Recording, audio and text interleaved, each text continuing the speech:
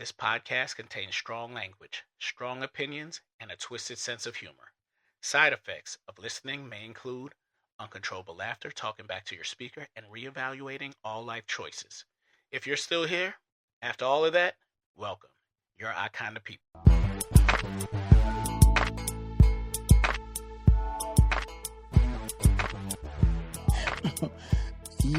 Yeah, we back. Finally back, right? It was What's up? What's up? We took a long Hiatus. Was everybody celebrating Love Month?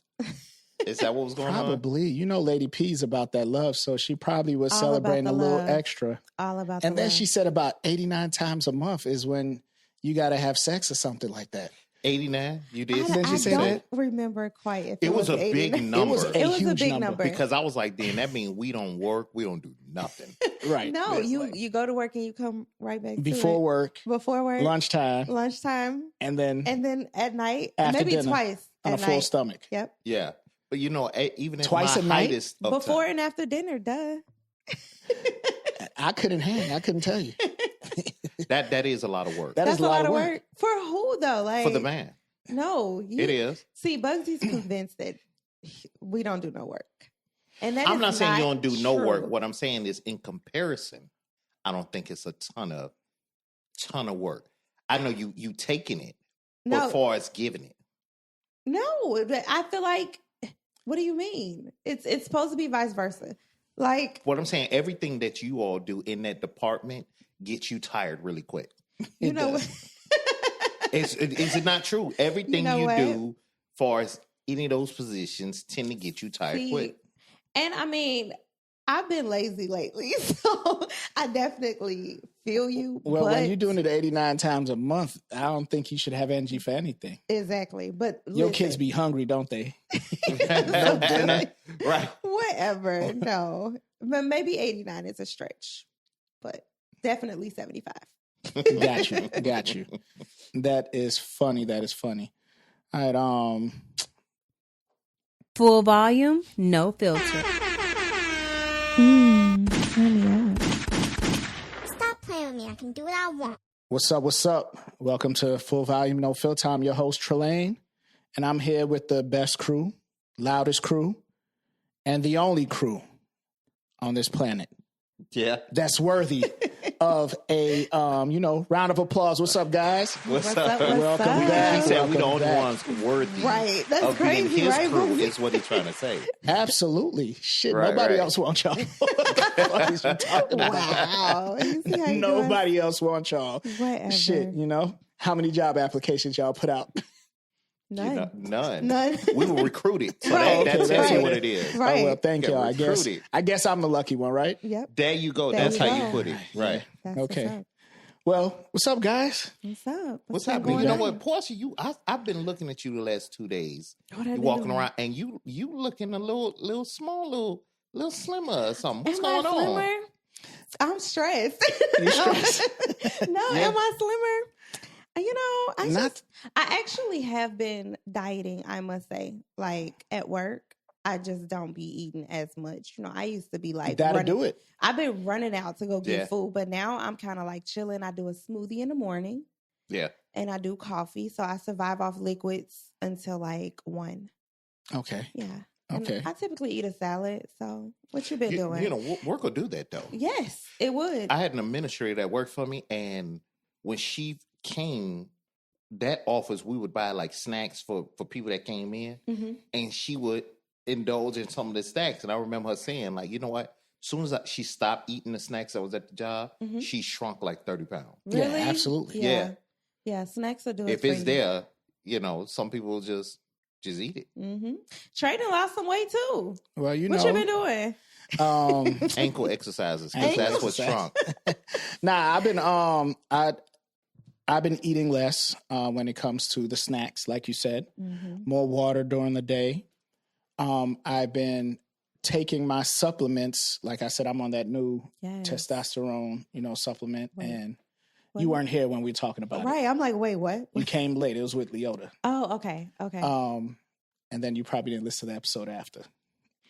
You would have heard. You talked about that? Yeah, I talked about it. And So then what is it? Can you refresh? the testosterone, I'm using Mars Men. Okay. This ain't a plug for Mars Men, but I'm using Mars Men. Okay. And it's supposed to, be because you get older as a man, you lose Mm-hmm. testosterone, right? Especially when you don't work out the way you're supposed to, get the sleep you're supposed to, you lose that. Okay. So I found something. I've been feeling better, more energy, more energy. Yeah, you your know? ass is always up at 4 a.m. Yeah, so I don't crazy. sleep good. But that's because of the dog. Nah. And don't see this. Is I the got thing. up before the dog. Right. Just because you said that, he gave you an elaborate story. He did. You know what I'm saying? He's not taking on Mars Man. He did. He's having Mars bars. That's what it is. Oh my Yeah. God. You know what I'm saying? It's Yeah, crazy. he jealous because you said my figure is starting to look hourglassy. Bugsy, you look He nice. like too. a Coke I'm bottle. looking like Is that what you Coke said? bottle. A 3 liter. Oh, no. I know Bugsy's always hitting the gym. Bugsy. You still Yeah. hitting the gym? I have been. Okay. Yep. What, he go So- up to the building and punch it and walk away? You That's so the silly. only way he hit in the I gym. need to get back to it. No, Yeah, but for you know what? I'm cool with if I can continue like the 10 pound a month. I'm good with that. yeah, absolutely. Definitely. Yeah. It's That's, hard. It's that's hard. pretty good. It's crazy. It's like you get older and the weight just Just won't go away. comes. Some people Yeah. can't gain weight for shit. They Mhm. sit there, they eat in a bunch of food, Yeah. and they not. And I'm sitting there, I just eat a steak, put on 10 pounds. That ain't us Yeah. at all. that Yeah. That so, ain't us at all. We gain weight when we see the food. yeah. Yeah. So He said when we see it. what we see it. How about you, Bugsy? What's been going on, man? It's been what, 3 weeks? It has been 3 weeks. You know, I got another gig that I'll be starting Okay, in okay. another week or so. Nice. You know what I'm saying? I gave a little bit of time, make sure, I can take care of everything and get everything ready for my new season. As far as, me being the chef that I am. That's what's up. I needed a Yes. week to kind of get those things together before I started this new venture that I'm doing now. But other than that, you know what I'm saying? Just kind of chilling, relaxing, doing the same thing. I'm always out here hustling. Mm-hmm. You know what I'm saying? Getting things together. I've been reading and, trying to get my literature together Yes. and the everything like literature. that. But other than that, man, I've just been real chill. I'm just trying to like I said, continue that stress-free what Zen I out. said. Yes. Trying to be zen. I'm not letting nothing, get So me down. Is the new gig gonna get you up at like 2 a.m.? No, but No? it'll probably get me early. It's a little distance from here, so I gotta figure out next week how long it's gonna take. I'm hoping right now I know it's at least an hour commute. Okay. Okay. So I'm hoping that the time that I actually leave won't be longer than that. That's what's up. That's what's up. That's what's up. Yeah, Speaking about work life, right? right. Do you believe there's a such thing as work life balance? Is that real? I think it's real if you do it. And what do you mean if I do it? No, I'm saying like as an individual, what happens is that I think when a company talks to you and tells you, and I've been dealing with middle management and corporate, and executive, Yeah. type companies. What happens is that that's a lie on the company's end. The higher ups, they will tell you that. You'll get interviewed and people will tell you they want you to have a work-life balance, but they really don't. They want you to they want you to give all the time. That's true. Especially when you're salary. Yeah. Especially when you're Oh, yeah. especially when you're They want salary. blood when you Once salary. you salary, you sign it. It's like they Yeah. expect you 24 hours. Yes. You know what I'm saying? So the thing is that you have to. It's a weird place because, I know every so often I sound like I'm militant, but there is a difference in how we're viewed in society, especially when it comes to the corporate world. Yeah. You dig what I'm saying? So when we talk about like work-life balance and everything like that, you'll see where these CEOs or these VPs or whatever, they're taking their time. Mm-hmm. You know what I'm saying? And they'll, you see the messages pop up. I'm not in the office. I'm not answering this email. Mm-hmm. But if you're on the middle management or those lower executive levels or even entry level, Mm-hmm. if you do that and they really need you, even though they're not going to say, we're going to fire you because of that, Mm-hmm. now you became somebody they can't depend on even though you're on vacation. Yeah. Yeah. We couldn't get in contact. So in the back of their mind, that may not be the person for them because they want a workhorse. Yeah. I agree. That's exactly what they want. So, That's why I like hourly better than salary. Salary, yes, you have benefits with it, but hourly, if you don't work, you don't get paid, and you don't answer to nobody besides that time clock, really. Yep. You know what I'm saying? Especially when you have your PTO that you could work off of, your sick days and everything. I mean, of course, you have to come to work when you're scheduled, as of any job, even when you're salary, but it's less of a hassle when you're hourly, I believe. Less obligations. Yeah, I but think. hourly is a little worse. So I would always tell people that work for me, if you work for a company that only gives you a half an hour lunch, you need to find a new place. Because my thing is that if you can't at least have an hour lunch, especially when we dealing with like factory or anything like that, they'll have you working at a factory and give you a half an hour lunch, but it take you 15 minutes to get to the break room. Yep. It's like pure You know slavery. what I mean? Like your break starts once you leave the line. Yeah. And you got to walk to the room to even start eating because you can't And then eat on heat the up floor. your food and then wait, and you can't even enjoy it. That's what I'm saying. So you Yeah. need at least an hour. Yeah. I know a lot of factory, jobs right now, warehouse jobs especially, that are really doing that to their people, and some of them they have them working like 10 hours. You're working 10 hours with a half an hour lunch and 2 15-minute breaks, and that's how they try to justify the time. But the 15-minute, like I said, if you're in a big warehouse, Yeah. it takes you that long to walk somewhere. Yeah.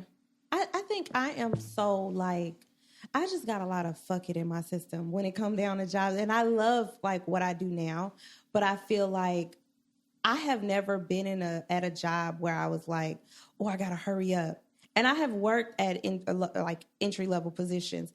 I've never felt like, just fire me. Like, I don't give a fuck. Like, I'm eating. Like, what do you want me to do? Right. Like, I just never had that mentality where even if they implemented these rules, it's like, I don't follow them. I don't know what you're talking about. How am I supposed to eat something in 15 minutes? Yeah. You want me to have gas? Like, no, I'm not doing that. You want me to have gas. I'm not doing it. But she's telling the truth. You really can't do it. You really can do a lot. So, So you're saying there's no such thing as a work-life balance? it's not. You won't get it from the people you work for.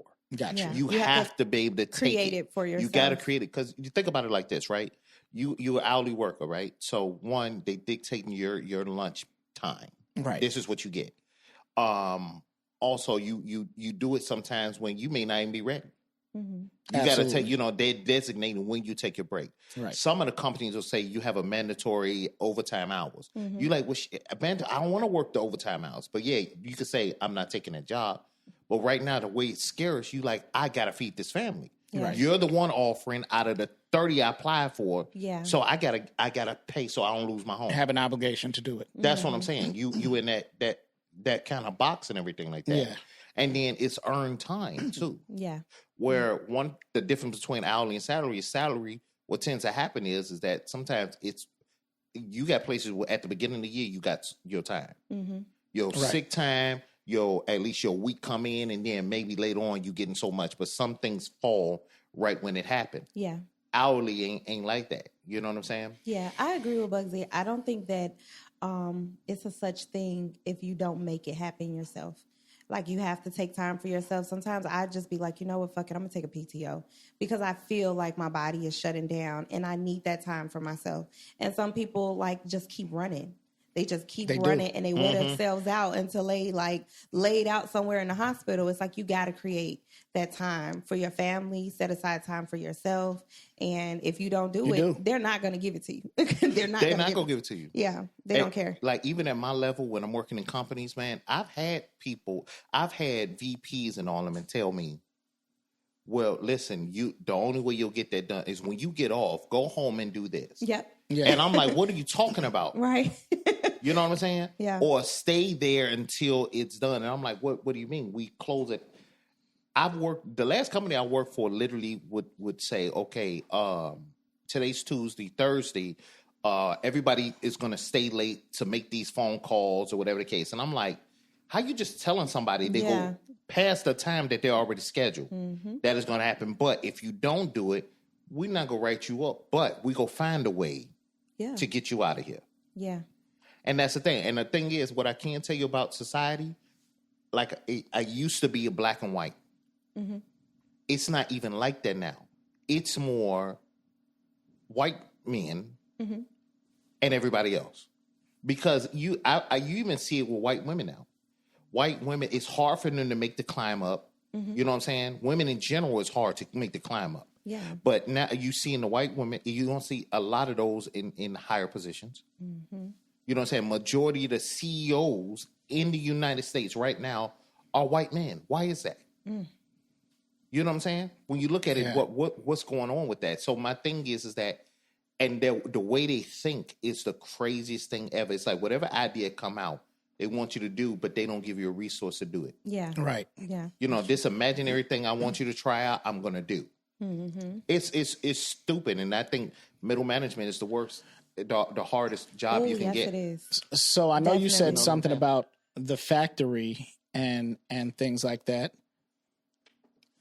You talked about the 30-minute break, and it's not enough because it takes you 15 minutes to walk to the break room, warm up your food, and then by the time you don't even get to digest your food.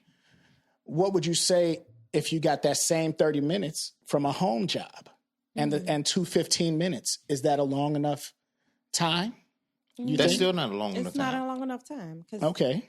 I mean, you got to cook your food. You got to hurry up, use the bathroom. Like, what if you take 15 minutes in the bathroom? Like, You know, and the thing is that the jobs are so crazy now, and I know people take advantage of stuff. But the crazy thing is, you'll have jobs that will monitor that. yes, they do. You like, damn, you just had a hard day. You didn't know your stomach was gonna give you the twirls. You know what I mean? Right. So it's like you just trying to get free of it. And sometimes they be like, well, you was in the bathroom like 10, 15 minutes. Yeah, it was still coming. What you want, bro? It's like. You know what I'm saying? I had to do 12 wipes, so it was clean. Right. 12 wipes, boy, your I'm ass just raw saying, after that's that. what I'm saying. You don't know what it is. It's like I have definitely given that excuse before. Like, and that's why I said I have a lot of fucking in me. Like, I was in the bathroom. So what? Like, Yeah. what are you going to do? yeah. Yeah. You going to write me up because I had to go to the bathroom? Like, that's insane. Look who we got here. Oh yeah. That's what's up. What's up, Sapachi? Yo. What's up? We What's got up, my brother in the Sapachi? building. How you feel today? Good, chilling. That's what's up, man. We was just talking about how jobs, is there a work-life balance? Is it a real thing? It depends on the job, I would say.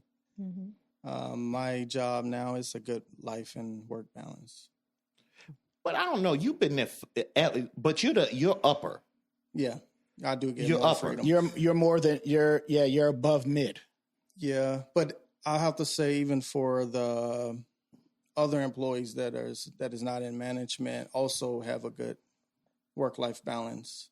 But can you really say they do? Because it's not like they're saying, hey, boss, I have a great work-life balance here. Are they really expressing it to you, or you just assuming it because of how you get to move? Because I was once in their position, and I seen for myself that it was very, very good, very good. But I remember when you couldn't do shit with us because the times you were working, sometimes what you had like a 7 to 7 or something like that. Well, the reason I said it's good because they have a 3 days off Got you. back to back. They work 3 12s, 1 6 hour. Then they have 3 days off back to back. Plus they get paid time off and all that. So they can take up to like a week off if they want. Yeah, but I don't think that I don't know if that's your regular schedule. But what I'm saying about work-life balance, how I look at it is how executives pretty much kind of look at it, where it's like, yeah, we're gonna give you some vacation time, and it may be because I don't even. It's been years since I made hourly money. It was always like some type of salary or something. But I know on the salary level, maybe I should clarify, on the level of salary, I think work-life balance, it's like out the window, because the assumption is to them, you're always supposed to be available. You know what I'm saying? They'll say it where you're like, I'm going on vacation next week. Okay, well, just make sure you keep your phone on. No, I don't want to keep my phone on. But the thing is that what I found was at certain levels or certain ethnicities, they have that anonymity to do that. You know what I'm saying? Nobody's getting at him on like why he didn't answer the phone for the week, but it'll be held against a certain level or a certain type of people later on. It's like sometimes it feels like you're looked at to mess up. Yeah. They wait almost for you to mess up. You know, I've been in the last company I just left. I could count on my hand.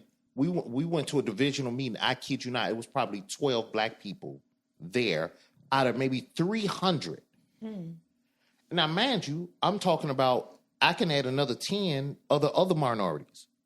So when you look at it like that, you don't want to think that way. Right. But then this is, let's take it. This is from August of last year. August of last year. Half of those people are gone today. You understand what I'm saying? Yeah. Half of the 12? Half of those 12 black people, me included, are gone from August to now. Okay. So it's like you don't want to be like, oh, well, you know, but you're looking at people that I saw some people that they let go, not because they did something wrong, because they didn't hit a goal. So you didn't hit the goal, but the same people in your other area, that's these white guys, are doing worse than you, but they still here. Right. But they like them. Sometimes I think most jobs have a favorite. They do favoritism depending on how long you've worked for the company or how much you've stretched yourself for the company. It just depends. I definitely think that I've seen a lot of people get away with, and I don't know if it's because of color of their skin. I know, Bugsy, you be on your Black Power shit, but I definitely feel like... You know, I could tell you that. I do understand that.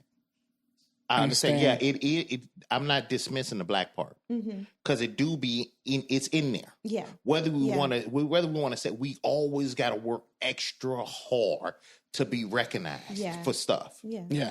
You know what I'm saying? But I won't dismiss what I heard somebody speak about the work, right? And they were saying that the reason the ones that do really well tend to not be the ones that kind of pop up. It'd be more the ones that's like, you be like, this dude don't really work or this girl don't really do shit. Right?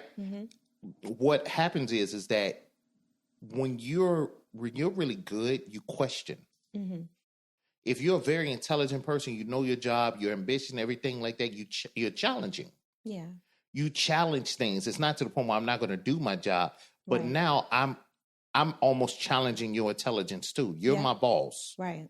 So people tend to not hire the people that they think are smarter than them. They hire people that they either like or are similar to them, when you should be hiring people that's smarter than you to bring you up the level. That's true. You know what I'm saying? Yeah. So what happens is that once you get, like, you'll hear them talk about it, man, oh my God, why ask so many questions? It's always something. Why they don't get off the call? Those people that are like, listen, I really want to do great at my job. I want to be that guy. You know what I'm saying? I'm going to question with the boss. Okay, boss, you want me to do this? I need you to tell me everything, and I'm going to question every little detail. They don't want that. I ain't got time for that. You're annoying. You still do your job, but you're annoying. Yeah, yeah. Right? But the one ain't giving me no smoke that's just mediocre. I want to deal with him because I ain't got to hear from him all the time. And I can tell this person what to do. They're going to do it. They going to do exactly what I tell them to do. They're not going to question me. They're not going to go over my head. Exactly. They go be like a child. But that's the benefit of being a boss, right? You have people under you. You're supposed to delegate, give orders, and they're supposed to execute it, regardless if you like it or not. That is your job. This is what you need to do. Now, if you question them, that's cool, but they don't have to answer. Your job is to get the job done if they tell you to do it. No, but that's not right. There's a lot of people who have to dumb it down in order to survive in some companies. Yep. Yeah. It's country dumb. You got to play country dumb. And like you said, I mean, it's not the boss's job to just tell you to do it and you do it. You're supposed to take and then give instructions and give you tools to do it. No, absolutely. So what happens is that what we find in the workforce now is that people can distinguish their intelligence from somebody else. Sometimes the person that you're managing don't get it like you get it. If they did, they'll be where you are. So sometimes, you know what I'm saying? You ever met somebody, you was like, you dumbass. You know what I'm saying? It ain't like they super dumb sometimes. It's just that maybe you just smart And you need to wrap your head around that a motherfucker ain't like you. Mm-hmm. He just don't he don't pick up like you pick up. That don't mean he's super dumb. You just happen to be really smart. Yeah.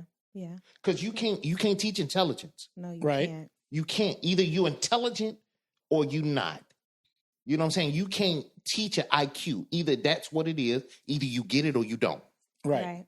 You know what I'm saying? So that's where you got to understand everybody ain't gonna be like you. But what we find is that the structure says that.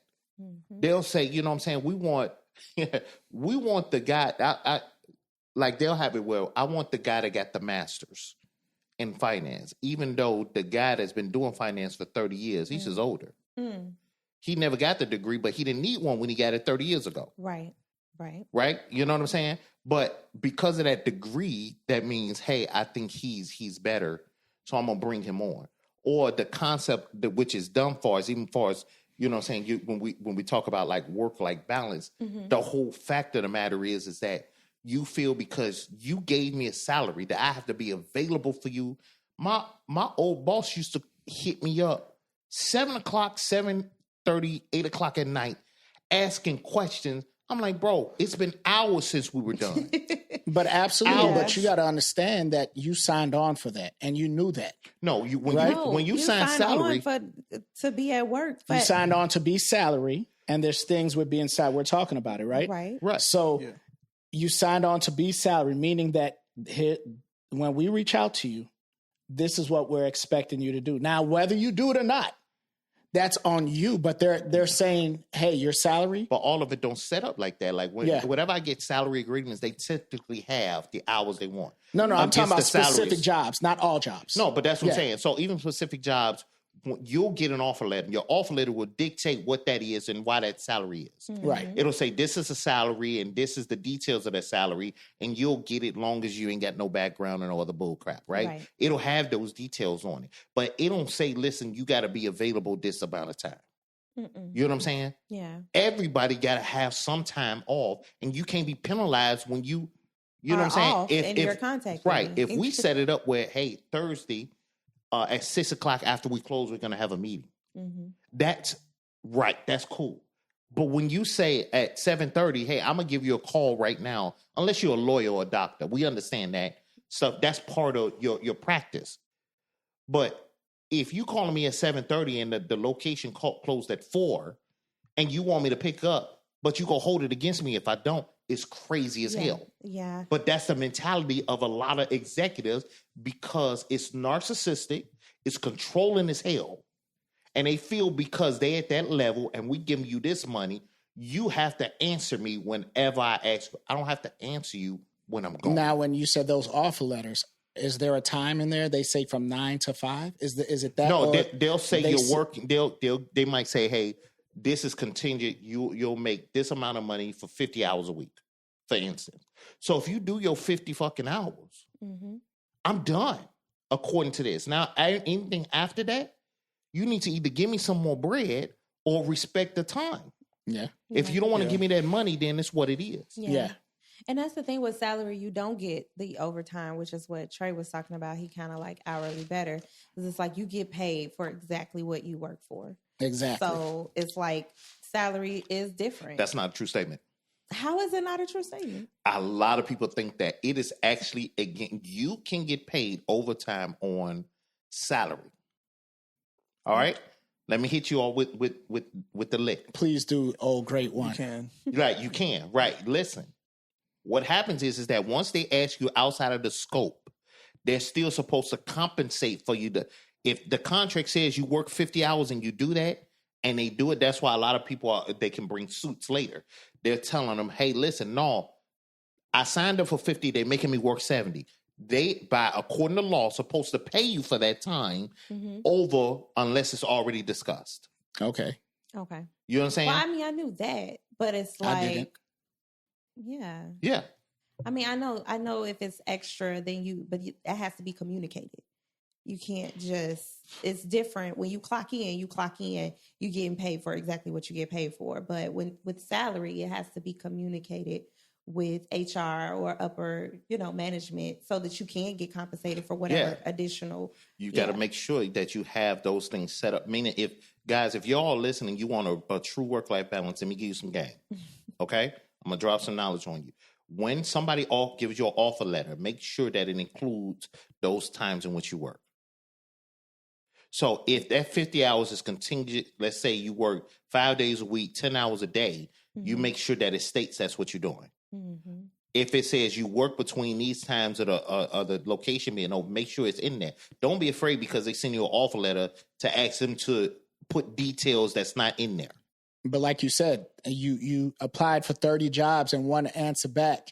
They probably don't want to ask that question. But that's what I'm saying. To lose that. You can ask. The rule of thumb is all it can say is no to it. They can say, no, this is the offer letter that we use. You still ask. And you take you it. Understand? And if they say no, in the 70. If they say no, we don't add nothing into, no problem. Okay, if you want to keep moving, you can keep moving. What happens is that don't be afraid to ask. Oh, no. Closed mouths don't get fed, right? Especially salary is always negotiable. It's always negotiable. Yeah. It's always negotiable because you got to be. What happens is, and I'll tell you on a scale, is that we'll have a scale of what we can pay. Mm-hmm. And what'll happen is that that's what they'll ask you, like, how much salary do you want? And sometimes you might lowball yourself instead of saying, well, what's the allotted salary for this position? How much, you know what I'm saying? What's set aside to compensate for this position? And see what they say. Mm-hmm. You know what I mean? Because if you ask for, let's say you ask for 80, but they're paying 90, they go give you the 80. I would. Yeah. I'm going to save me 10 racks. That's why it's important to do research as well. That's what it is.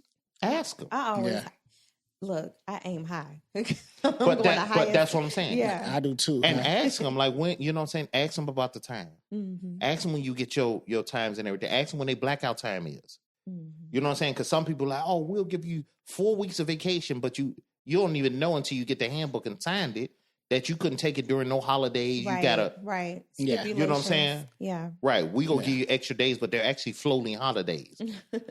Okay, you give me a floating holiday that I want to use, but I gotta wait 2 weeks for it. But now we in busy season all the damn time. Mm-hmm. When am I supposed to take it?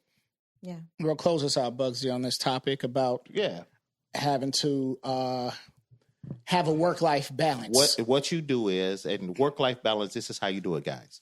You take the amount of time that you have, apply for it at the first quarter of the year. Hmm. So if you got 4 weeks, you go say, okay, I'm going to take a week for my birthday. I'm going to take a week for Thanksgiving, a week for Christmas, a week for whatever it is. Set it at the beginning of and because right now it's no problem. We're not giving you no smoke because it's the beginning of the year.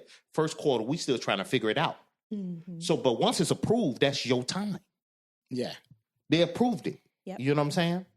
Sick time and everything. Make sure you take, I don't care what amount of time they give you.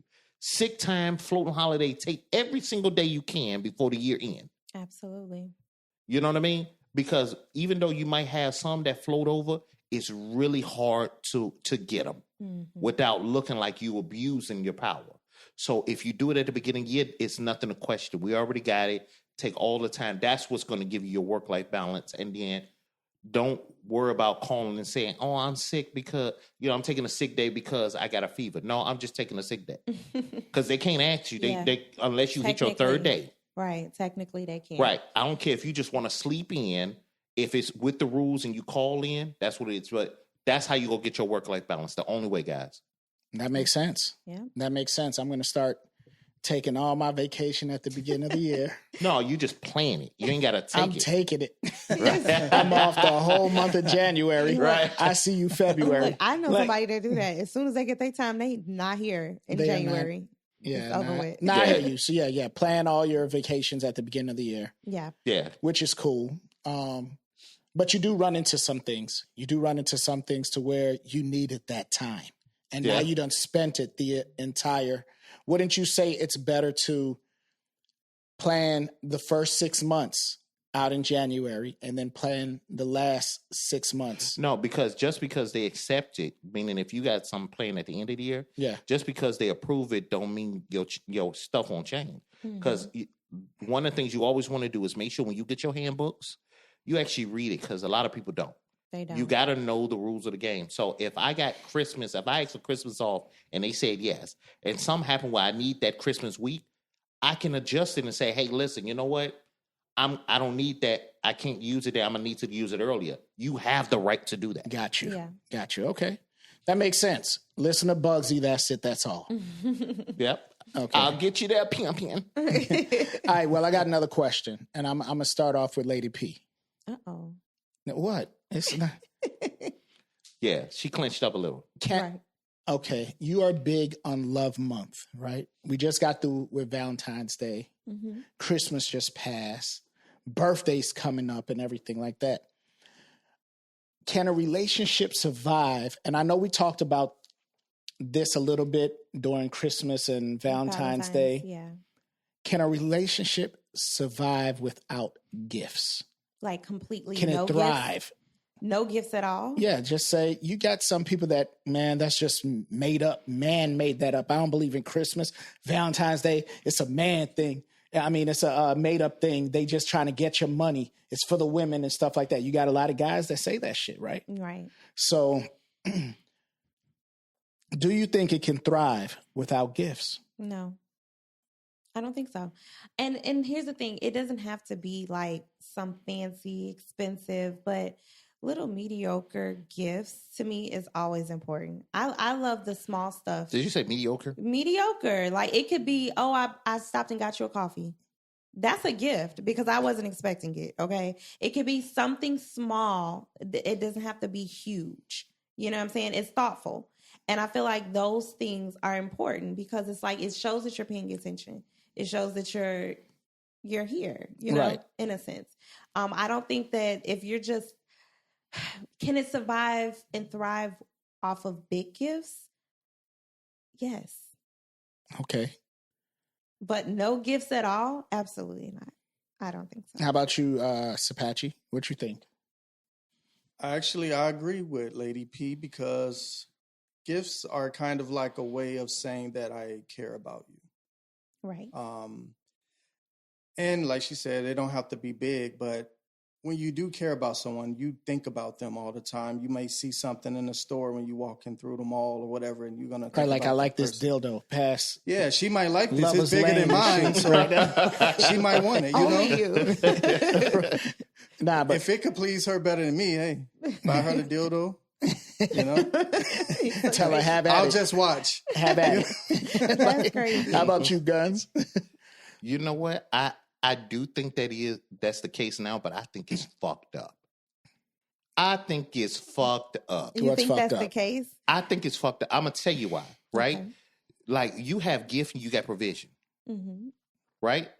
Like I'm providing. Let's say you have a gentleman he has enough to provide you the life, Mm-hmm. but not enough to give you gift. I can't have a relationship with you because I can't give you the gift, but I'm still providing. You understand? Mm-hmm. But it's so entitled that the Western civilization can fucking say that my He's relationship. one of them guys I was just talking about. But go ahead. I see that. You know, that's what I'm saying. Like, listen, that the fact that Yeah. I will lose you because I can give you a gift, not that I can provide and protect for you. Because there's civilizations that shit ain't happening. Right. They can't go to the store and just get you something. They're the people that they would are happy to eat. Mm-hmm. That they caught something to bring home. Mm-hmm. You know what I'm saying? That they're giving them warmth and all that stuff. That's the gift So to you're them. saying your gift is What he's saying is providing. you spoiled. No, that you're saying It providing is the gift. That's one. It's a difference between a gift and me giving provision. Mm-hmm. You understand? A structure or whatever the case. I'm doing everything. It was a time where you couldn't just go to the store and grab something. Mm-hmm. You know what I'm saying? It was a time where people were just happy because he went out, found something for the family to eat. That was happy. That was the meal was the gift, but it was provision. What happened is that we got so spoiled with shit Mm-hmm. that we put so much stock on. You know, it's people leaving they person because they didn't give him shit for Valentine's. This fucker done everything the whole year. Slip on a He might have Valentine's not and done they, everything the whole year. what I'm saying It is, can't listen, be. if you're with him the whole year, Mm-hmm. that means for whatever he was doing, you stayed with him for the year. Yeah, and the breaking point could have been Valentine's Day. And you Why didn't would- give me But that's what I'm shit. saying. Why would Now, that I be? don't agree with that. It shouldn't be the. It shouldn't be that. And we got people that just hang on for a year with somebody else effed up. Let's take them out the equation. Let's Well- take the one that's doing the loving on that person the entire year. Right. And then that gift time come, you hold enough stock on because somebody might have forgot, or you know what I'm saying? So Or- you saying these bitches superficial? I'm saying it's people in general. I know Don't call I know, Lady P a bitch. Listen, it's people. I know some bitch I heard ass. that, Bugsy. Listen, I know some bitch ass dudes that trip out about somebody not showing up for their birthday or something. Get your flower ass out of here with that. Yeah. You know what I'm saying? Yeah. Listen, it's just we keep it moving. I'm saying that if it's the breaking point, you could be going through something with someone that they cheated, you accepted they bull crap all year long, And you're just waiting for that moment. and that moment for you to like get your shit together, and then Valentine's Day, and you thought it was a regular day, or anniversary came, and you like, what's for dinner? Like, But that's- that's what I'm saying. But that shit's No, crazy. I was saying That- that's saying what you're saying. But if they cheated and you waiting for the gift to make the breaking point, that's fucked up. that is fucked You up. should have broke But up when they there's women cheated like that, instead right? of the You should have gifts. broke up with him when you cheated. But- But I'm just saying, sometimes it could. The gift could have probably like, you know what? I've already accepted this. You said you were sorry. I didn't really believe you. I'm still holding a grudge in a sense. But it could have been like, okay, Valentine's Day is around the corner, and let's see what he gonna do. I'll sum And it you up. do So absolutely women nothing. can be bold. Yeah, of course women can be both. All these bitches, Oh, my- a lot of them Language, can sir. be. Nah, let me tell you something about these hoes. Let me Oh tell you my something. God. I'm in the wrong room. They can be bought. A lot of women can be bought. That's not true. Not every woman, but a lot of women can be bought. I can agree. They men can fuck up, and as long as he give that gift, like you're saying, I'm sorry, and a gift, she forgives him. And that's basically what you said. He fucked up. Because she probably didn't really want to leave anyway. Who knows? She probably got 10 kids by him. She taking his crap for whatever reason. I'm just saying. So why did Valentine's make you leave because of one gift? Sometimes a gift shows that you care. Sometimes a gift shows that you're being noticed, just like what Sapachi But that's said. what we're saying. That's why it's fucked up to me, the mentality of a lot of ladies now. Yeah. I'm gonna tell you how listen, I'm gonna tell you how crazy the gift thing is, right? It's gotten so simple. Mhm. You got women sleeping with men for smoke. Yeah, I heard about that. You understand what I'm saying? I got some smoke at the crib, and now you smashing because I'm the plug. Mm. You know what I'm saying? Oh, I got something to drink or whatever. It's that simple now. You can take a girl on a date now. It's not even required for guys to take them on dates hardly now. Long as they got something to smoke at the crib, And something drink. to eat or Yeah. whatever. You That's know what I'm saying? crazy. So That's it's like crazy. you take them out and they think that gift is so extraordinary because no other guys doing it. They go. Yeah. It's too much weight on gifts. That's low budget women, though. We're not talking about them. But that's what's flooding the timeline. Yeah. It's Yeah. low budget ass women that think the mentality of incomes and gifts holding your relationship with nothing of substance. Mhm. You understand what I'm saying? This is the thing. If we want to talk about gifts, the greatest gift tend to come with the man that loves you. He's willing to give his fucking life for your ass. Mhm.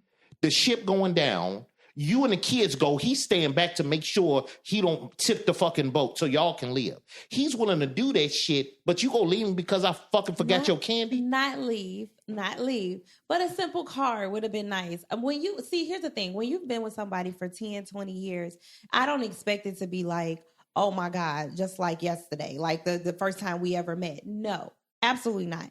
But I'm saying it should be something to say, you know what, wife, girlfriend, we've been here for this long. I still notice you. I appreciate you. I notice still you. love you. Absolutely. But what I'm saying is it has to be in the form of a gift, is what you're saying. A gift could be anything. Let though, me- okay, Bugsy. let It me- could be a card. Let me say this. I understand where Lady P is going with this, right? Even though I said Do you? women can be bought. Yeah, I do. Like, I'm gonna let you say your statement because you know, I don't give gifts. I was just about to say, Wow. But that don't mean I don't understand. You know. Anyway, Help but me out. he ain't even practicing. I don't. But it's the person you with, and you have to know the person you're with. Yeah. You know, so because you're with a certain person, I understand exactly what you're saying, Lady P. Mm-hmm. The appreciation, you have to know who you're with, right? Mm-hmm. If you're with this girl that, like, for instance, my wife, she's a gift giver, but she know I'm not like that. So she's not really expecting me to go out and do that stuff because that's not me. Mm-hmm. That don't mean I never got my wife a gift. That don't mean I never went above and beyond for my wife. Mm-hmm. You know what I'm saying? Yeah. I have my moments where I do it, but because it's Valentine's Day, I might just get you a card. Or we might do something later. Right. You know? So you have to know who you're with, but I do understand what she's saying. You're with somebody for 10 years. And even though they don't believe in this, you want to put hope in the fact that they might just say, hey, it's Valentine's Day. Let me pick up some flowers and show her I appreciate her. That's all it is.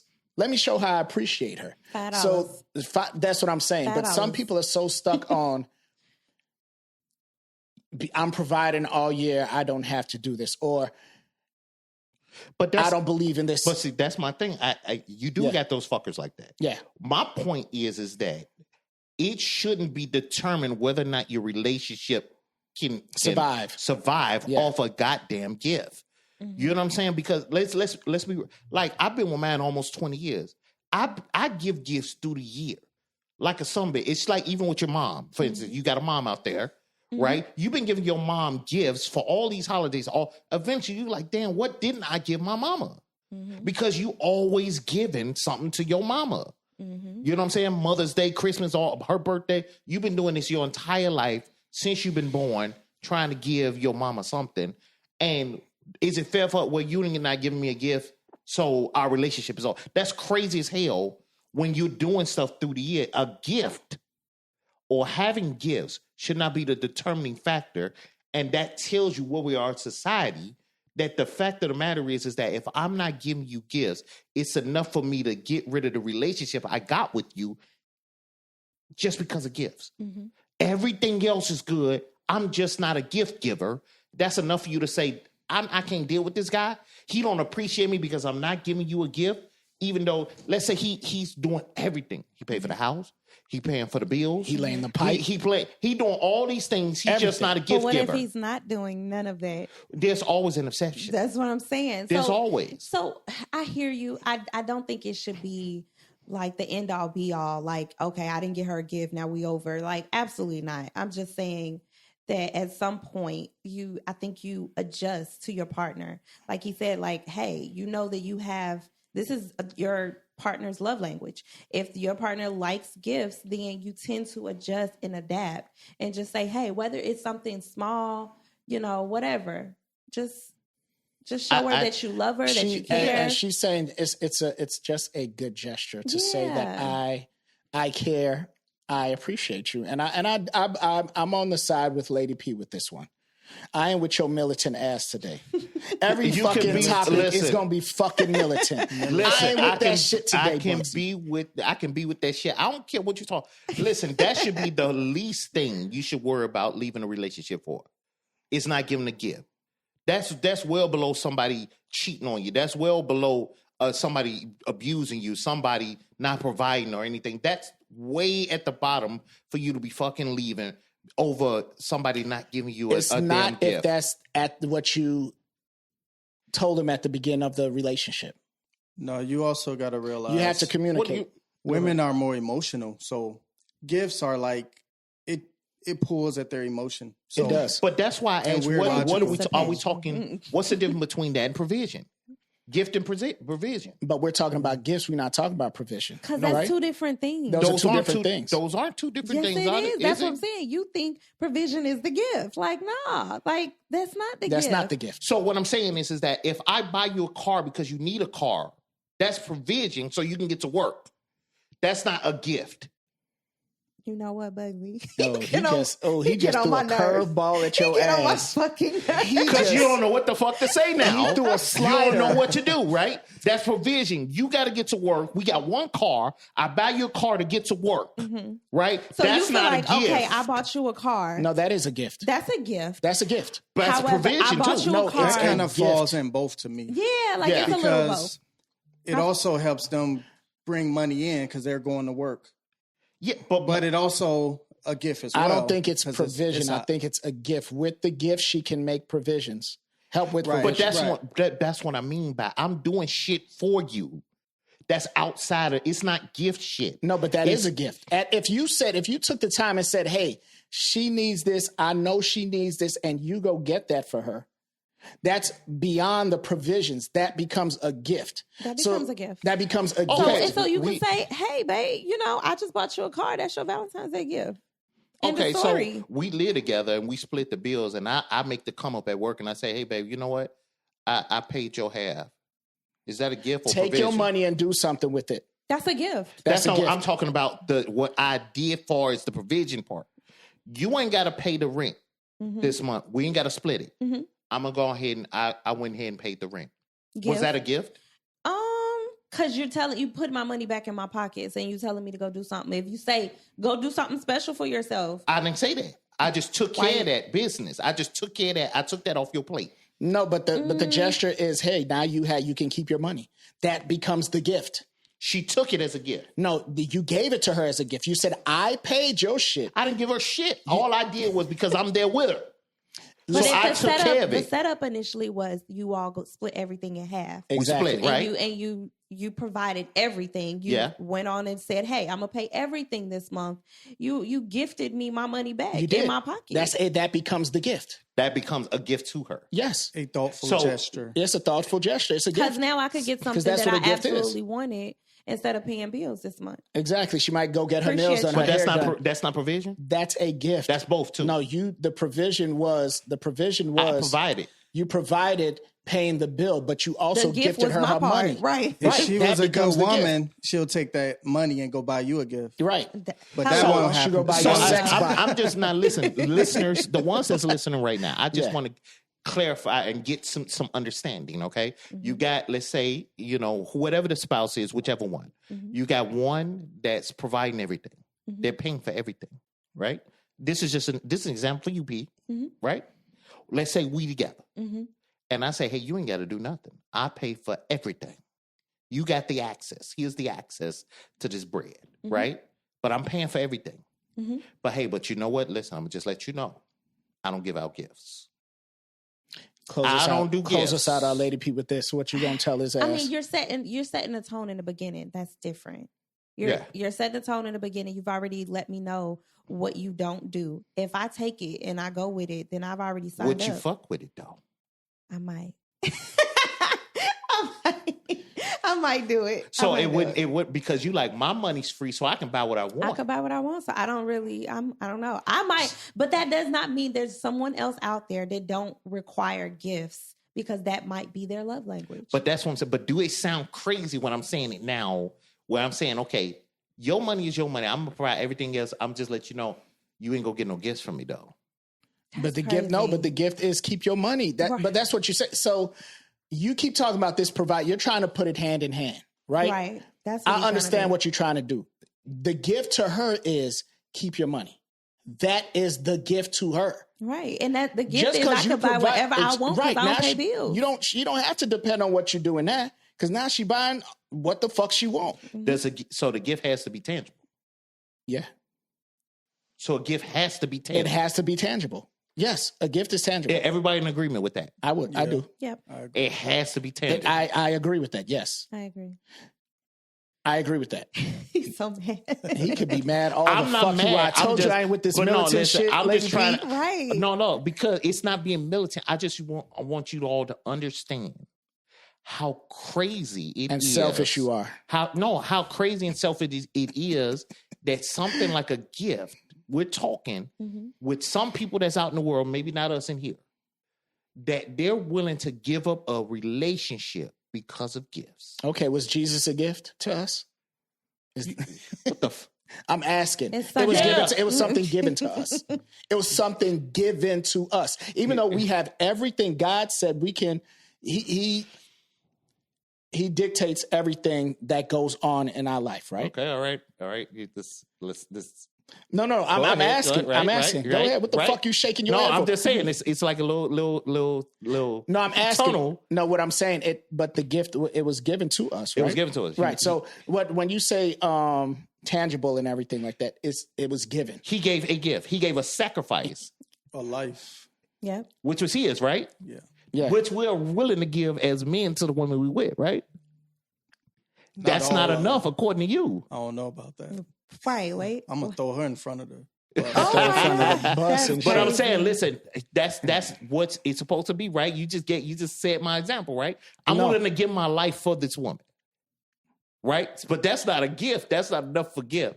I gave my life. She living her life. She be the new man and everything. I'm up there like, God damn, right? Look at how he fucking her. Like, I'm like, God damn. My kids calling him daddy and shit. You know what I mean? That's So I done gave my crazy. life, but you know what I'm saying? That's not know me what? saying I'm gonna give my life ain't enough. for each their own. I for get each it. their own. But Right. what I'm saying, the gift to us was Jesus. It was given to us. It was something given Yeah. to us. He gave his life. It was something given for us. Hallelujah. You know what I'm saying? Right. So that was good. But do he still need to come down here and buy you ribs on your birthday? That's crazy. That's crazy. What I'm saying is he gave you the gift, right? He got to And keep it's giving you given. gifts for you to have his relationship. No, it was given already. It was already given. That's my point. It was already given. Once he gave you that gift. But if I fall from giving you some more gifts, you know what? You know I know what? we were supposed to round that up, but this is a crazy ass subject because I'll give you 10 because everybody slow down too. 10 years of great gifts. For the last 2 years, I ain't been really doing it. I'm ready to bounce. Wait, what? So I gave you 10 years of gifts. The last 2 years we've been together, I ain't really been gifting like that. You ready to bounce? Because I ain't give you no gift? I mean, if I agreed to it, but yeah, I probably You didn't agree to it. I was doing it 10 years. So you did it for 10 years and then you just stopped. Right. I'm like, you know what? Shit. Listen, I'm not with it I'm no not more. It becomes that. questionable. Yeah, Is she I'm not worthy? cool Is with she that. worthy? What made you stop? These Right. are But I'm saying this is something that she'll probably question herself. Why is he not gifting me Yeah. anymore? Am I still worthy? Do he Like still Apache love me? said, we're This is- emotional. This is where all the stuff start coming into so question. if you just start doing something randomly, it's gonna hit hurt. It's gonna hit home. It's gonna feel like, damn, why Yeah. he doing this to me? Why he not? Yeah, their head gonna open up every door. They're Yeah. gonna think you doing They gonna think you cheating. everything. see, gifts hold too much weight. Tangible does. things is fucking terrible. It guys. does, but that's the society that we live in, and that's just It is what it is. and that's how women and men were raised. Now we were given gifts as kids, Christmas gifts. If we did good, this is what we get. Yeah. Even though they provided a roof over our head, it's privilege. but I understand it's privilege, but that's the society we live in. Mm-hmm. Now, yeah, it's like I different said. if it was a podcast in China and shit, and they were talking about this, like, should you give gifts? No, I don't give gifts and shit like that because that's not how they operate. Yeah. They don't give out gifts. I don't know what the fuck they do. I'm just how the fuck saying, you bring them up? Okay, You don't know what let's you're talking fucking about. the Philippines. I'm just naming something, but whatever. I'm just naming somewhere. Let's just say in China they don't. Okay, I don't know what the fuck they do. Yeah. Rice cakes, But whatever. But that's what I said in the beginning. It's our Western society that put so much emphasis But on this that is shit. where we live, right? Yeah. This is where we live. Yeah, and it's still fucked up. Yeah. Mm-hmm. Anyway. His Anyway. ass. No, that was a good topic. It's fucked up. No, it's not. It's fucked up to some that let that hold weight. Yeah. If you ain't letting it hold weight and it comes naturally, That's it's like right. you said, if you're passing through a store and you be like, you know what? She need a new pair of house shoes. Yeah, because And that's me. Like if I'm happy with you, and that's what she's saying. yeah, It doesn't have if to I'm be happy with extraordinary. you, like not even if I'm happy with you, but if we're in a good space and I have someone I absolutely love and care about, I don't care what it is. You could have said, you know what, I need some new socks. I can be in Marshalls and I'm gonna pick up socks. I'm just gonna think about you and because that's all I care. she's saying. Is the Why is it thought. always socks, I'm just tube saying. socks and I'm shit? saying. Why do men always get socks? Socks, Yeah, underwear, whatever. she over here lying lying her ass off. She did a whole big announcement about Love Month. Had whoever she talked to not done nothing for Love Month, it'd have been over. Talking that bull. Hey, I knew what one of her gifts was. I ain't gonna put it out there. But it wasn't socks. I found out what one of her gifts was through our little hiatus that we had. Oh my God. And it was a nice gesture. It was a nice gift, and I understand why she was so happy about it. And she's still smiling. Look at her face. I was happy about it. She was happy about it. It's a special gift. It's a special gift. It was a special gift. And I would say it's I don't want to say it was a top tier gift. It wasn't top tier, but it was very thoughtful. You know what? I'm feeling some type of way. I'm feeling some type of way. You done been in my home. No. She didn't tell me. I found out on my own. All right. No, I don't whether she told you or not. I'm just trying to figure out why I can't get the news. Why is it so private when it's a gift, unless it's that special gift? Oh my God. That you don't want to talk about. It's not that special gift. I don't know now. But anyways, he because figured it out. It's enough. It's serious enough. He figured it out. That's all. She can say it. She just being a bum. I'm you know not what? gonna I say did it. notice your teeth were whiter. What is So that? maybe he caught that right side of the you know veneer. what? Fuck you, Bugsy. Anyway, back to the topics. I want y'all to rank this: boss, husband, and children, or boss, wife, children. I want y'all to rank that in what order is more important. Spouse, children, then boss. Mm-hmm. Spouse, children, and then boss. Go ahead. I agree. You Same. agree? Yep. How about I'm you? on the same page. Yep. You on the same page? Yeah. And why that order? Where your spouse is supposed to come first. I used to struggle with that when I was married. But your spouse is supposed to be come before the children. And I did that. I put my spouse first, and then the children, and then absolutely boss last. Like, I don't give a shit about my damn boss. What the hell? I don't give a shit. Fuck them. Right. Yeah, your family first. Family first, right? And Absolutely. then work. You can have several bosses. So Right. Yeah. Right. No, You can't but switch see, your kids and your spouse. And we out. don't even I mean, keep you the could. same job our entire lives. Right. So you put your Correct. boss first That's over insane. your you neglect husband. But you got some family. people out here that will. There's some people, because they fucking they boss. Some of them. Oh, that's another. But we ain't topic. that's another topic, right? Right. But yes, I believe husband should go first, your wife should go 1st, Mhm. children, and then your boss. Now, what are we pertaining this to? Just importance or how people move? Let's say both. Let's talk about both. We here. We here, right? So, listen, I don't know what's going on today, but I'm in the bag right now. Let me tell you something.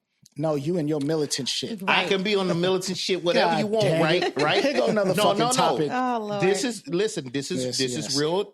This is real talk, right? Yeah, let's go. I think that a lot of that dictates, well, two of them at least, money plays a big involvement in it. Absolutely. Absolutely. Because this is my thing. As much as people that listen right now, who's in a healthy relationship would say, Mm-hmm.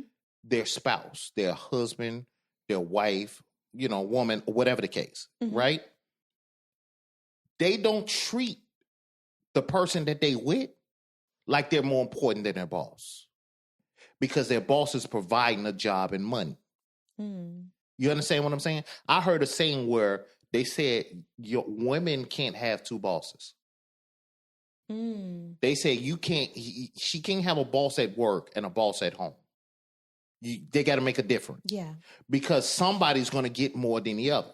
Meaning, for instance, you got your boss tell you what to wear, what time you go be where you going. They tell you what time you go eat. They give you a structure on what you're going to follow if you're going to be there. But you own it. if your spouse did the same thing, some people will fight back on that. If your man said, I don't want you to wear that because I don't want you wearing that in public, right? Some women be like, who the hell are you to Shoot tell him me again, that? bro. But your boss told you had to wear this uniform See, and you know nothing what? else. You One know more what, shot. Bugsy? You know what, Savechi? What? First of all, you know I'm different. But for the women that so here's the thing. There is nothing wrong with your man saying, hey, I don't like that. Take that off. Let's do something else. I'll throw bleach on that shit. I'm okay with someone. I like a man to give me direction, especially when I'm out with you.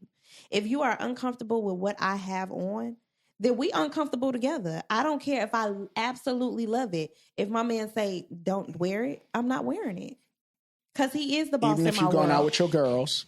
If I'm going out with my girl, and you know I will you change. go to a club. Absolutely. You are not wearing no damn business suit to no club.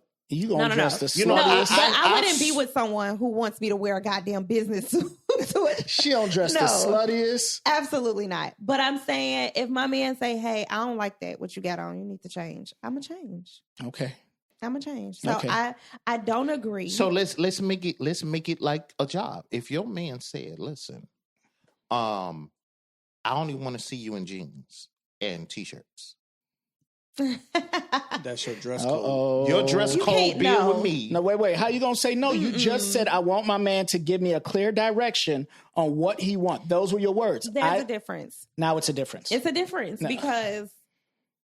So I guess that makes sense if like you're going to work and they give you a uniform. So in comparison, your man give you a uniform. You asking me, am I going uniform? No. Yeah.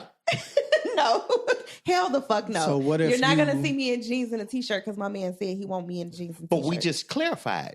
You will have many bosses, right? You may have many bosses. But what I'm saying is this man is the one that's going through life with you.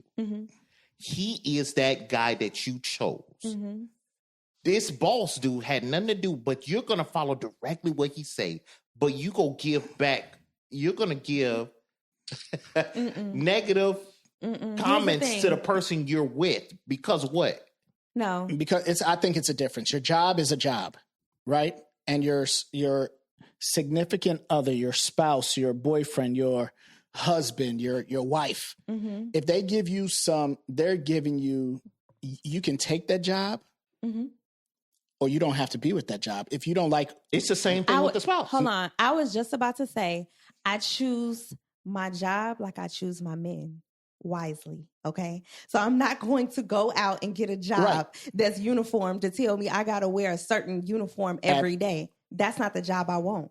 So that's not the man I'm going to choose. That's bull. Every job you had gave you a dress code. No, a dress code, which makes me different. I can come in with what I want to wear, but there's no. You come in with what's under that job guidelines. That guideline. No, you cannot wear tight see-through leggings, but you can be yourself. You can wear what you want, but there's stipulations. Yes, that's the type of man I want. If he tell me, hey, come, you can go to the club, but you can't wear booty shorts. Okay, I ain't wearing booty shorts.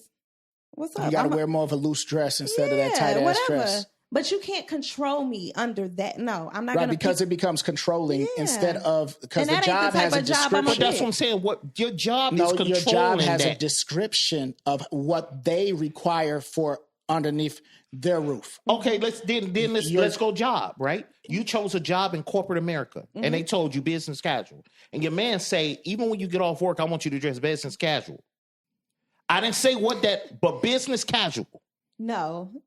That's what I'm saying, bro. No. So there's always going to be something. What if your man said, you don't have to work, I'm going to provide everything, just stay home, do whatever, and he give you a dress code then?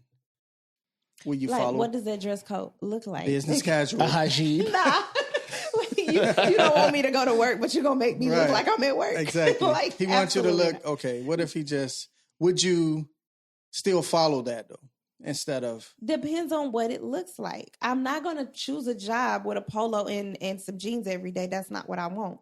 So if a guy tells me that this is a stipulation, then I might decline depending on what it looks like. But if you tell me I can be myself, but there's stipulations to being myself. Yeah, it becomes a dictatorship and it becomes... That's not a relationship. That doesn't become a relationship. Right, you can't control me.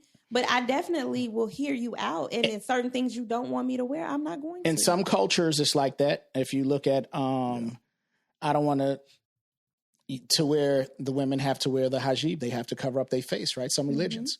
That's what they have to wear because of their religion, not what their man is telling them to do. I get that. You know what I'm saying?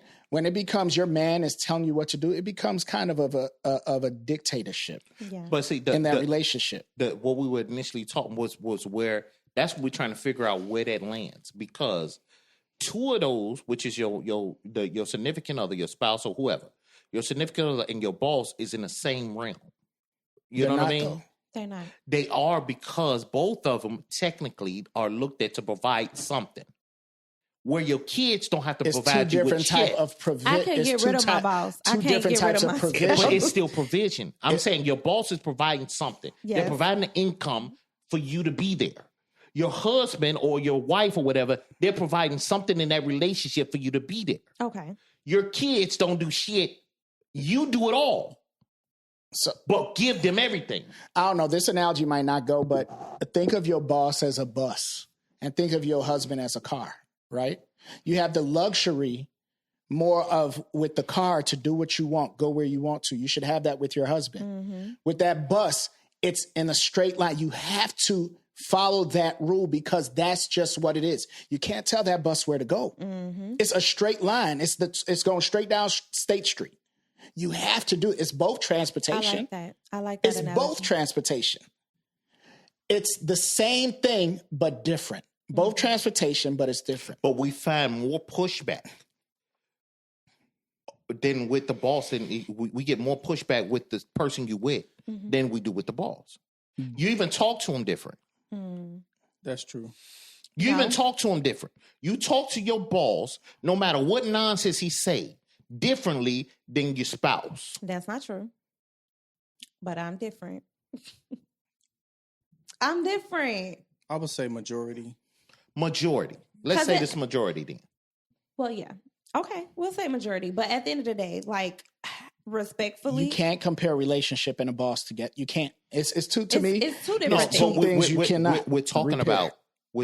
about Yeah. how they line up. Mm-hmm. Everybody, you know what I'm saying? And you know, everybody, we want to put the kids above the boss and everything like that. So you feel like But the kids should be with- last? Huh? You feel like the kids should be last? No, the boss definitely should be last. When I want us, the thing, it feels like a militant, but I'm really diving. I'm trying to tell y'all because I dive into the conversation to the root Now of you're stuff. a fucking Navy SEAL. You diving. Right. Militant. You know what I'm saying? I'm Fucking- trying to get you all to understand kind of how where we're fucking up as a people, as a society, where we're fucking up. Because what's happening is that control is not that same attitude when we get out into the world is not being displayed at home. That's why I told you earlier, they're saying that it's hard to kind of have two bosses because it's like they're going to kind of go back and forth. But it's the same You'll- thing. Okay, sorry to interrupt, but it's the same thing. We putting it on women, but as a man, you go to work and you have to follow those rules too. Mm-hmm. And when you come home, what are you just going to be the boss of your house? I understand. Yes, you are the man of your house, but there's still things your wife. Yeah. If she's your partner, your helpmate. But I'm not just saying. I'm Right. just saying in general. What happens is that right now, bosses are being played. I have to go do this for that boss Mm-hmm. In order to keep the job. That's totally fine. But you can't come to me and tell me that you have to do that for the boss, but don't have to do it for me. You understand? If I'm your spouse, then keep it level. If you're going to do those things for that boss because of the structure, if I decide to do a structure in some matter, you give me more pushback than the boss. That happens majority of the time. They can make all the changes they want in the company, and you whether you have an attitude about it or not, you're going to do it. But what happens is that people have an attitude at home but won't do it. Because you should have more freedom of the way you move around in your house than at work. That it's called work and it's called working for somebody for a reason. That's not at home. You should have the ability to say no at home. You should have it, period. You should have the ability to say no, period. At home. Anywhere. Because like I said, if your job description tells you do this and you don't feel like doing it that day, you still have to do it. No, you can still say no. You can still not do. You took the job because you knew this is what your job description was, right? Your relationship, they can give you a description of what that relationship is.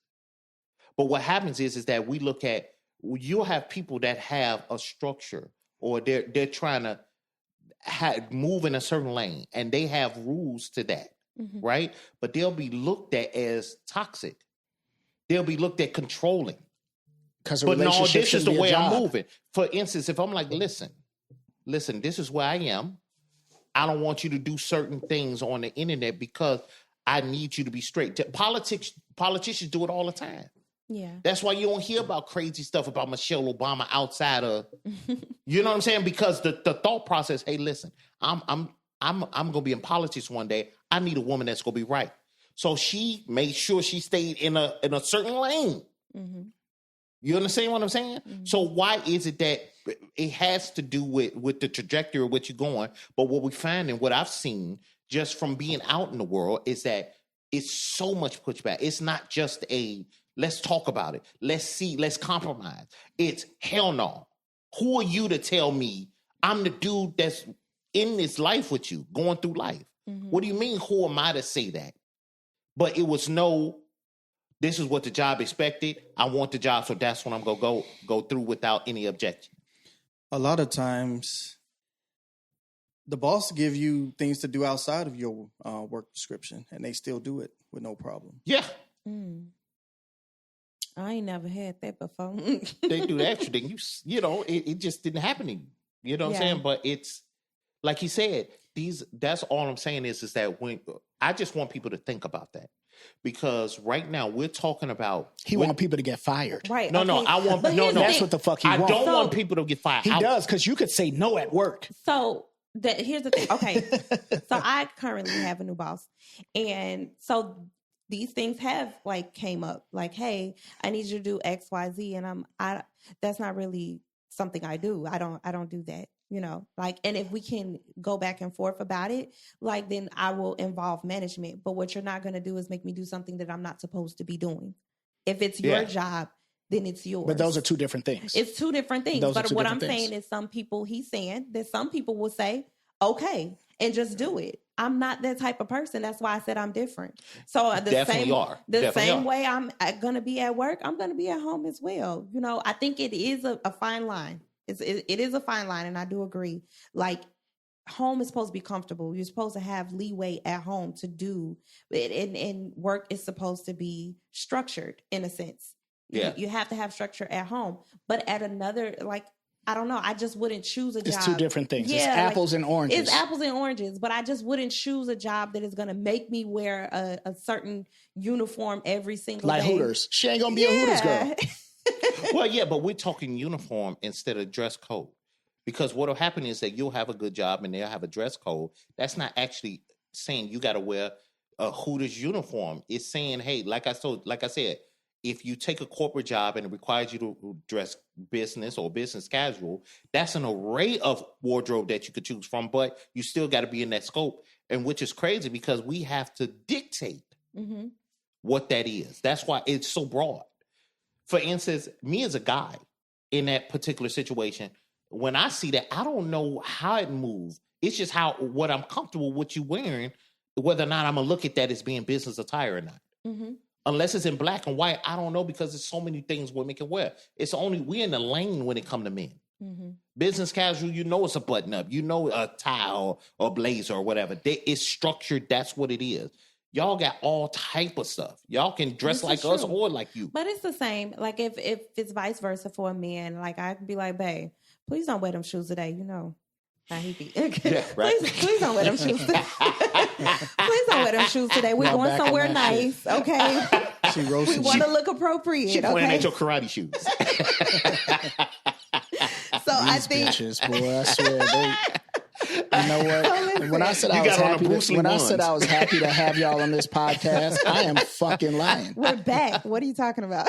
I don't fucking like Hey, y'all. how your shoes clean and your shoestrings dirty? Man, you a damn lie He's anyway. so petty. But no, I definitely think, that's just what it is. If you were my guy, I'm going to be like, hey, babe, I want you to respect my opinion just like I respect yours. If you tell me don't wear this, I'm not going to do it. So let me ask you, in that, where you just said, with the spouse, the boss, and the kids, right? Mm-hmm. Would you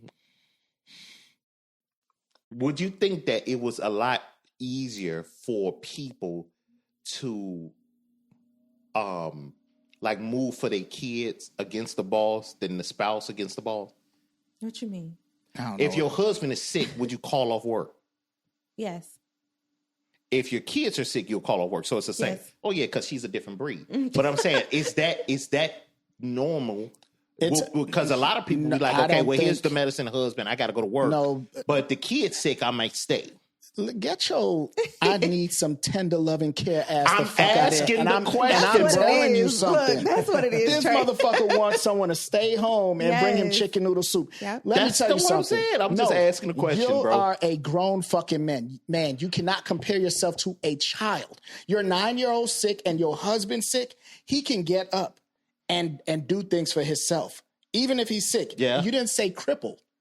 Just because you're sick don't mean you cripple. Get up and you can make yourself some soup. But you act like I made a decision. I'm just asking a question that whether is or not the that'll be stupidest it. fucking question you asked. That's not the dumbest I question. listen. For her to take off work, it's not like you are, like I said, you got a broken leg. I got to stay home, make sure he's good, get him situated. That's a different story. That's not sick. But wouldn't that go against what she listed? Wouldn't it say And the look, kids before the spouse then? It doesn't say, no, that's not what it says.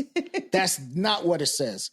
What it's saying is that you are an able motherfucker and them kids are not able. Like you said, those kids can't take care of you. You take care of them. Yeah. So as a grown ass man, take care of yourself. So why wouldn't they be above your spouse if you got to take care of all their needs? Look, I would call off just for the fuckery, but I don't That's- think it's because you can't take care of yourself. You just wanna but- call off. Right. Hey, she be, Give me a reason. Hey, she be wishing sickness on them kids. My know. kid's sick. Right. Give me a fucking reason. I'm off. No. All I'm saying is that no. If your husband is sick, let him be sick. If she's sick, let him say, all right, babe, I'll check on you. Right. I'll DoorDash you some food. Yeah. A kid is different from a husband. That's not putting them before your husband or wife Yeah. because they're able. Them kids are not able.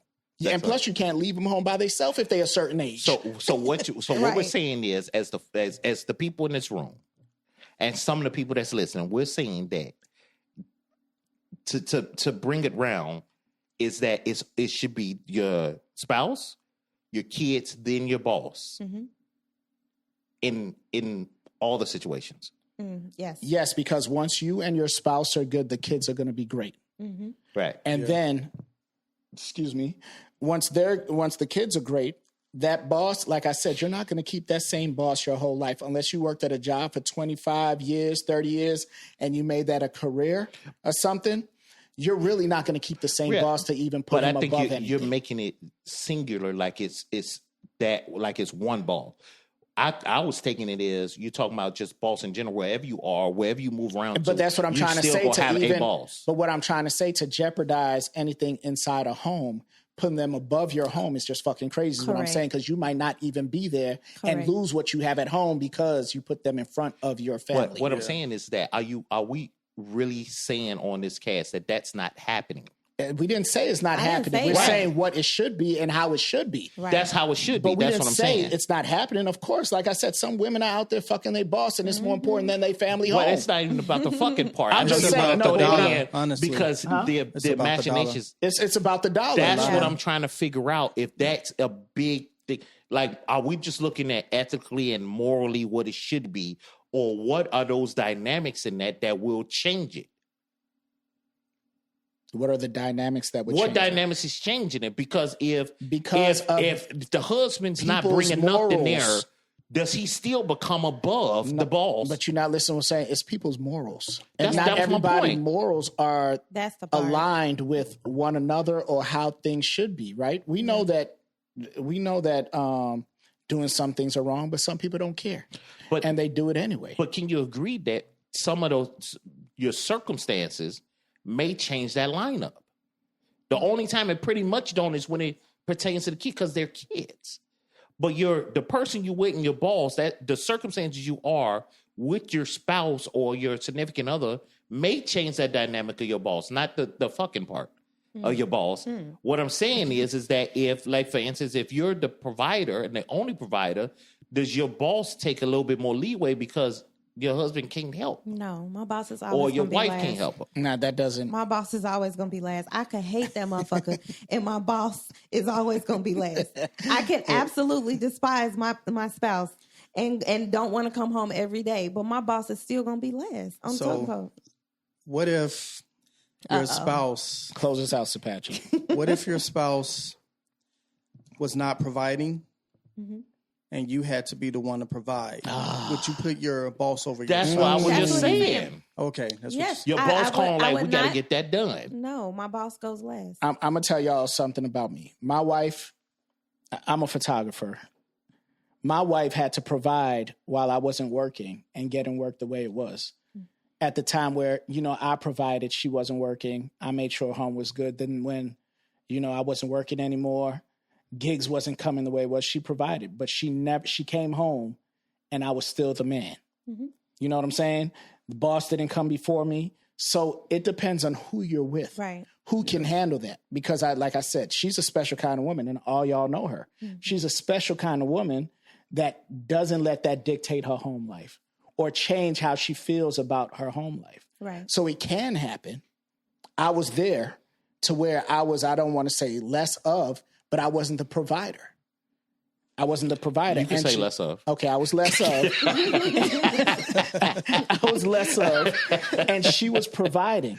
But you know what? She not once threw it in my face, not once said anything. When I couldn't give a gift, she didn't say, well, let me go do this because he's not. We were still good as if Yeah. I was still working, still giving gifts and still doing all that. So Why it just you keep depends. saying that, bro? Shut the fuck up. Why you keep saying the gift shit? You don't give gifts. I do give gifts. My wife, ask my wife. I give Listen, gifts. she understood when y'all got together that you was the cheapest bastard on the planet. She knew that not to let the bathwater out because you had to use it after her. Oh my god. Horrible. Anyway, so no, but she was still holding it down, and she didn't look at me less of a man. Yeah. So it wasn't because she wasn't looking at me less of a man. Her boss didn't come before me. Yeah. You know what I'm saying? Ladies So and gentlemen, which, What you say? so ladies and gentlemen, Yeah, don't put your boss before your spouse. spouse and Spouse. kids. yeah. Absolutely. And Especially because they don't give a shit about you. and They if don't. and if you got someone like that, you need to leave their ass. Yep. Leave I them. agree. Fuck them. Spoken from Sapachi. Sapachi. Welcome, Sapachi. Man, I'm glad to have you on today, bro. I've been trying to get him on here for a while, but you know how he is. He don't want to talk to nobody. So, Oh my god. I got another question. This is question. We're back, right? We're back from our hiatus. So I got some questions that I'm asking because I think these questions have to be answered. Okay. You know what I'm saying? And we're talking about spouse. And let's get into spouse and mother. If you were getting in the car, you're the driver, and your mother and spouse was with you, and who gets in the front seat? Mother. Do your spouse or mother? Mother. Your mother? Okay, you say mother. Who do you say, Bugsy?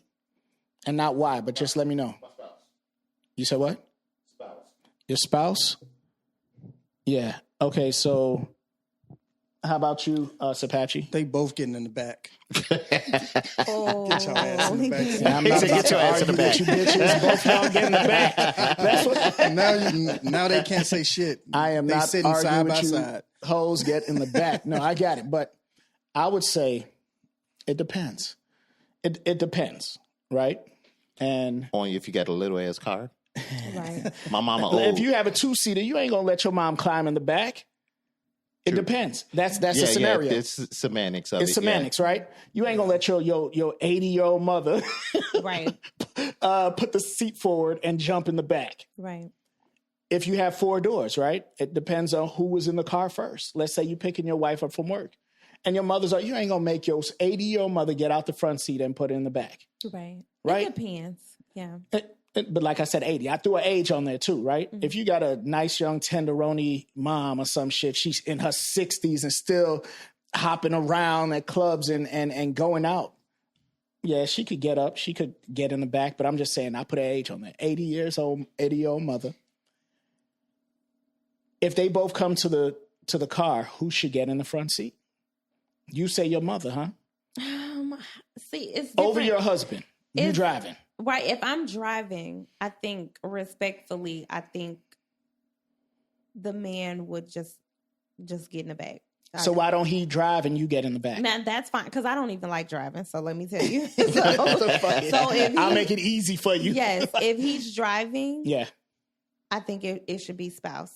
It should be both of you all, and the mom get in the back. Because typically, I mean, especially whose mom is it? Like, is it my mom or is it his mom? Your husband come pick you up. Your guy come pick you up, right? And you and your mom or his mother from a store. Y'all went shopping together. He come pick you up. He pull up to the front. Who gets in the front? Who gets in the back? Me.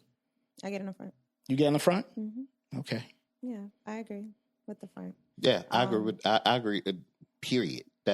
And the thing about it is, well, I mean, we're a Southern family, so certain things my mom would do anyway.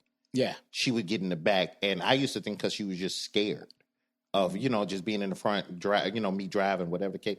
But it was just what she did. She would just get in the back. I don't know what that tradition was or whatever the case. Yeah, I would have to say, Mom, why don't you get in the front or whatever the case? But she naturally would, like some Driving Miss Daisy stuff. She would just get in the back. Yeah. How about you, Sir Patch? Yeah, you're right. It's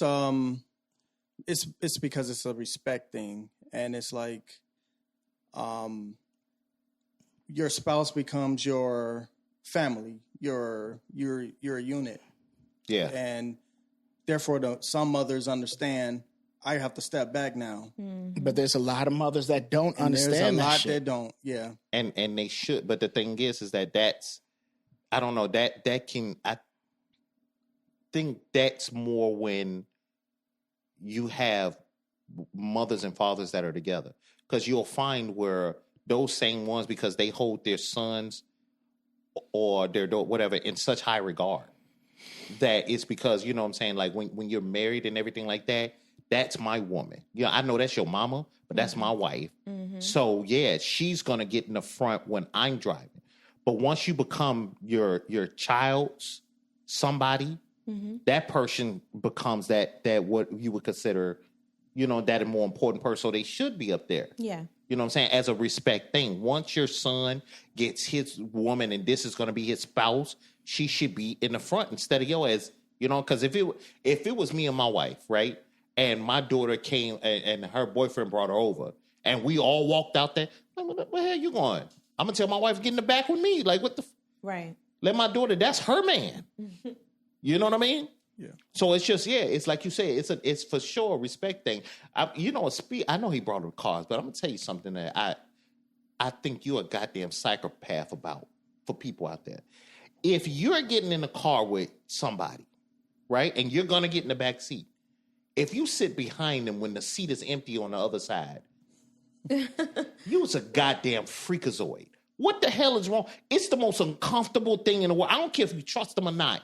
It's just weird as shit to sit behind somebody in the back seat when the other one is free, on the other side.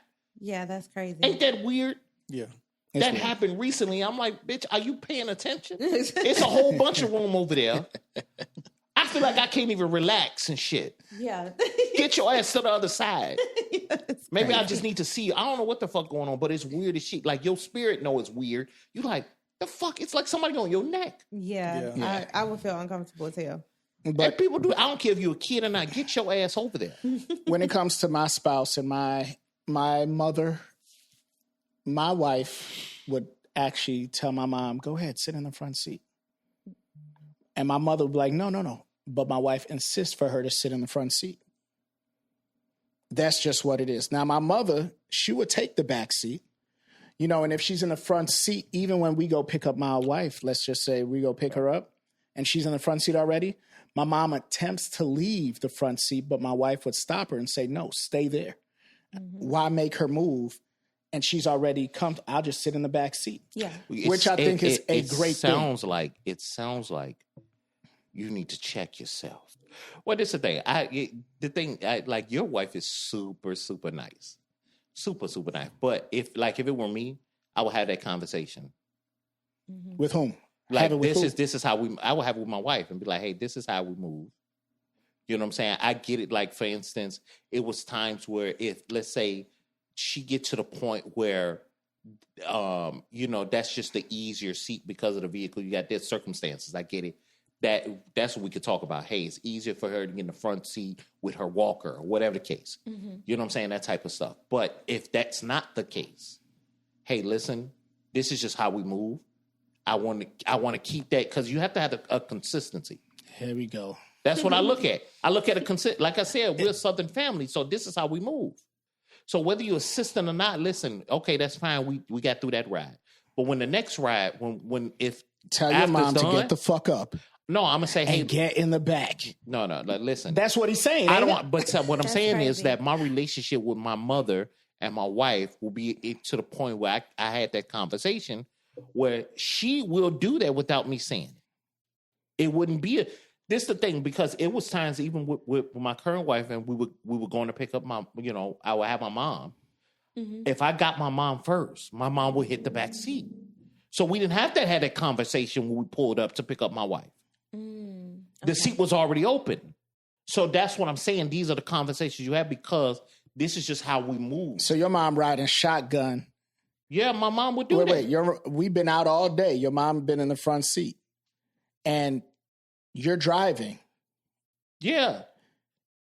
And you pull up with your wife. She'll jump out. Now check this out. My mom is in her 70s, right? I have a pickup truck. She got to climb in and out. It's hard for her to get up in there, let alone get out. But we just said there are circumstances to it. We understand that. Right. Like your mom, you got the type of vehicle, and it's not like you got a super big back seat where the elderly is more comfortable. We understand that. That's still respect. Yeah. We understood the situation. But if your mama's 40 with no ailments and you 20 and married and stuff like that, it's just y'all just had that conversation. Absolutely. Now, if your mom is giving you pushback because you wanted your spouse in the front, then your mom got a problem. Yeah, I think something wrong with that. Your mama got a problem. I think so too. I agree. You know what I'm saying? Because at the end of the day, this is the person you're going through life. You're planning on going through life with at least. So you're holding them in high regard. So even well after we plan on us leaving before our kids, this is the one that you should want to be in the front. Right. Because that's the one that's going to be next to your kid. Yeah. Well, so we shouldn't even be having that argument. Well, let me tell you this. I'm on my third marriage. And that mother too that was in the front, she should have been in the fucking back. She should have told him, you know what? Get the fuck in the back at the beginning. You know what? He just said you said the right thing, bro. Huh? That's why you should listen to me. What? He's saying he told me not to marry them hoes. No. No, what I'm saying is that if he's on his third and I've been the same with one, maybe I'm the one. Maybe I'm the one. And that's what it sounds like to me. No, all I'm saying is what I did maybe I'm the one doing it right. Oh, is all I'm saying. Because what I did was get rid of baggage. Listen. And what he said, this one is nice. They said there's three sides to a story, right? There's his side, their side, and the truth. Right now, we just hearing him. He could tell us he got rid of them, but Oh no, my second wife got rid of me. I told y'all that on the last pod. There you go. So that means you should be listening to me. And she got rid in my direction, bro. It's fine. But it's okay. I'm happy with that decision because I'm way better off now. You are. So listen to me about other things. Listen to me about your shoes. My shoes are shit. Your clothes. I got Converse all, and so do Sapachi. But y'all ain't talking about his shit. His shoes are flyer than yours. Shut the fuck up, man. They the same thing. Mine all black, his black and white. No. Yours is more. The shit out yours is a dust color. That's what you don't understand. The fuck? Just listen to me more, man. And you think your shoes fly? I think my shoes are fly. It's nothing wrong with it, bro. This motherfucker got some Thundercat ass shoes on. And they fly as they hell, are bro. not. You don't listen. You just They're gotta learn not. how to coordinate, bro. It's no problem with it. Anyway, No, the thing of it is that listen, just to bring it around, like they you trying to said, make fun of my shoes every episode. I could wear the fly shoes. They gonna try to make no, fun. you did get some good shoes I ain't last worried night, about though, right? Anyway, You I ain't, got gonna, some nice ones last night, so that's dope. Yeah. I ain't worried She about ain't gonna that. wear them, but Anyway, but right now, like you said, I mean, that's my opinion to end on my end is that for sure your spouse, unless there's some physical reason why they should be in the front, you know, as far as your mom or Yeah. your father or something like that, your spouse should be in the front. It's just a sign of respect. Yeah. and if they got a walker and a wheelchair, like you saying, they could get one of them fucking special cabs to bring them home. That's crazy. Just throw them both in the back. Like, Right. That's it. Anyway, what do you say to your partner if they were not satisfying you? Hmm. Sexually. And they could be sexually. Yeah, let's say sexually. Let's keep it there. Yeah. You tell them. You tell them? But like you're not satisfying me sexually. No. If you Like speak your it to pussy them, suck. what I'm saying is you have to. I think the detail is in it because sometimes it's not just that. It's. How do you say it? Give me an example. Give you an example, like She thought she put the work down on you, right? yeah. And you like, Well, one, I'm big on when there's an issue, talk about it now, Yeah. right? So I'm like, if you up there and like it ain't working out right there, then maybe I'm a change it right then. I'm be like, hey, you know, this ain't working out. You know what I'm saying? Yeah. Sometimes though, I do play dumb to it because you got to learn. You got to learn sometimes. right, because different partners like different things, right? Different parts is like different things, and then you know sometimes you know you got people that's bullshitting about it because you know they don't want to do it. You know they don't want to do a particular thing or whatever, or they lazy or whatever the case. But the thing is that you have to tell them in it and say, hey, Yeah. this ain't working because of this. Something that shit was whack as hell. I don't know what you were doing. Or do you teach them instead of telling them? Just teach them in the process. Why do it have to? Yeah, Because but that's what I'm that saying. because that can be a deterrent in getting better. That could be and because as we were saying, emotional. If it was me telling a woman, like you're not, and I don't say shit right. Me neither. I don't say shit right. I'm horrible. So for me to say like, you know, when you be riding, you be off rhythm and shit. You know, you be doing instead of Yeah, you'll one, piss 2, somebody 3, off 1, 2, real 3. quick. Right. That's what I'm saying. How do you tell your partner you So- suck at this shit? I got a question. Is it like, okay, you just had a bad day, or this is like a permanent thing? Like, every time we had sex, this has been horrible lately. Like, what are we talking about here? You don't want it to get to an every time. You want to talk about when it first. That's why you so you address saying it right as soon away. as something happened Right away. and you like that was terrible, but it depends. Like, have it always been good, and then you just had a one day and it was like horrible? Yeah, but either or, you still address it right. Meaning, like, let's say it's something new they just tried, and you're like, no, that ain't But it. but that's different. Something that's new, different. That's different No, from what but we're that's what I'm talking saying. about. But even if it's like I said, it should be new when you address it. Yeah. Meaning, if this is your first time and and that whatever you're doing right now ain't working, you address that right now. Like, no, that ain't working. Yeah. Okay. And give it the detail. It might be like what like they may be doing some stuff that they thought like was arch good your because fucking of something back a little before. more. Yeah. That's what But you know, I'm done. sex is a learning experience, And that's what I'm saying. Yeah. So you have to. It's also delivery, how you deliver that message to Right, them. arch your back a little more. That little stiff, fucking looking like an ironing board ain't working. But the one you delivering it, the message to about what you don't like, have to be able to be coachable as well. Like they got to be able to take that criticism in a positive way, so that your sexual relationship can grow. But how do you deliver it is my thing. Just say, "Look here, bitch." That's what I'm. Listen, right? Look here, bitch. Let me tell you. But what I'm saying is that okay, when I say partner, this is your partner, right? Y'all, because I guess the question would go into you've been with them for a while. Because if it was a new thing, like you said, a new sex position, you can't blame them for that. That was something tried new. You could actually say, I don't like that shit. That didn't make me feel well or hurt, whatever it is. But obviously, if it's your partner, y'all had to be going at it for a while. So now you're not being satisfied because probably your sexual desire grew more. Yeah.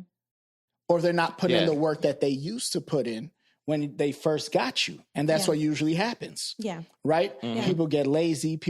How do you sit down and have this conversation with them and they ask, what do you write them, a letter? No. An email? No. Do you send a fucking pigeon with a note?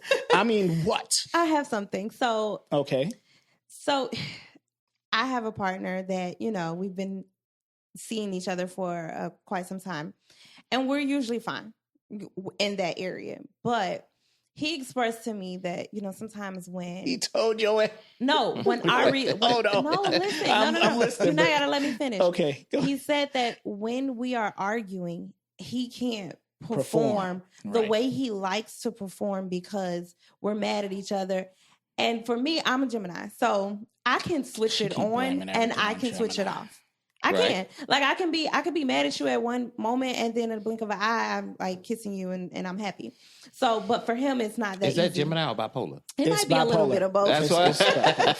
Let him tell it might be bipolar. But listen, so he's like, okay, we had an argument and we're like, okay, we're still gonna, and it was horrible. And so in that moment, I didn't wait until the next day. I didn't wait because we'd never been at a point that it was like horrible. So in that moment, I told him like that can't never happen again because that was bad. And it was like because I'm affected emotionally because we keep arguing and we're irritated. So I had to respect that and understand. But sometimes I know that guys, I didn't know until this very moment that you all can be affected and perform differently if y'all are like irritated or frustrated. You know what I'm saying? I didn't know that. I'm like stressed. Yeah, that's why stressed. Like cussing you out while we hitting it. Like because a lot of it is mental too. mental. When it gets to a certain, like the actual initial reaction, may happen, but the performance part of it still can be mental. And here's the thing: it was fine. It was just that I normally feel a connection with someone. And that's what it is. The connection was lost. The connection was lost. And then for me, it wasn't like, it was probably the same that it would normally But he also gave you a warning before this. He did. That's why you could have that conversation. Let's say there was no signs. Yeah. There was no signs. How do you tell them you still you tell are them garbage? I mean, how? I feel like you don't say garbage. Okay, so Bugsy, the question is how? I know you tell them. So listen, so what I'm saying, so we listen. So let's say y'all, it's become monotonous and y'all been doing the same couple positions. Right. You sit them down like, hey, listen, I'm what we've been doing ain't really been, you know what I'm saying? It hasn't been stimulating me like you can't even say it right. I'm saying it right now. Okay. It hasn't been stimulating me like it used to. I want to see if we can maybe flip some things around and maybe try something else to see. Do you know if that works is out. an ego crusher, men or a woman? It don't matter. You still I gotta understand that. What we gonna do? We gonna still do it. But listen. So why not try to within the bedroom bring that up during? No, because sometimes you don't want to just start trying. I don't shit. say bring it up like talk to them, but like try this position, girl, lay right here. See, you don't want to have the real I'm conversation. saying coachable. That's being coachable during the process. Yes, I get that, but sometimes you don't want to sound like a sergeant in there. Where I it's think like the conversation needs to be ain't had. nothing wrong with having a pre-conversation about what's happening. Portia, you ready?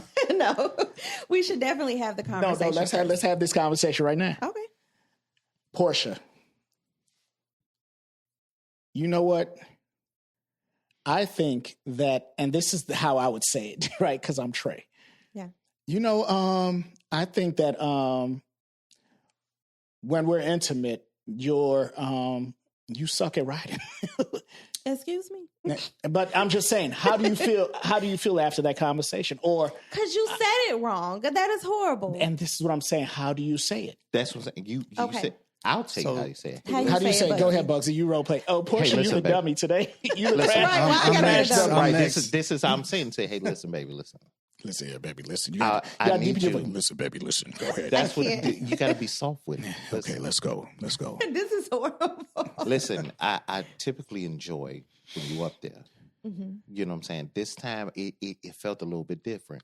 You know, listen, next time we do it, maybe if you open, would you mind trying some other things? Let's see how that kind of work out. There you go, That buddy. ain't how you say it. That- Let me show that you. is- Okay, let me try with that my was deep. so Let me much try with my better. deep voice. Let me try with my deep Because voice. he gave So, compliment first. listen here, Portia. That's horrible. Now listen here, Portia. Last time you was up there, you was looking stupid as shit, and I just couldn't get that out of my head. Oh my God. You stupid. And I need you to reverse cowboy instead. No, I'm just I want to look at your shoulders. I want to look at your instead, baby. shoulders and my back of your head. That's horrible. That's what I'm saying. I don't think that's. But how do you tell a guy? He gave compliment Okay, how do you first. tell a guy? Reverse it. How do you tell a guy? If there's without crushing his ego because he's doing most of the work and you saying, yo, shit ain't hitting. I would say, Okay. babe, you know, Babe. we really ain't never had an issue in our sex life. But I don't know what was going on.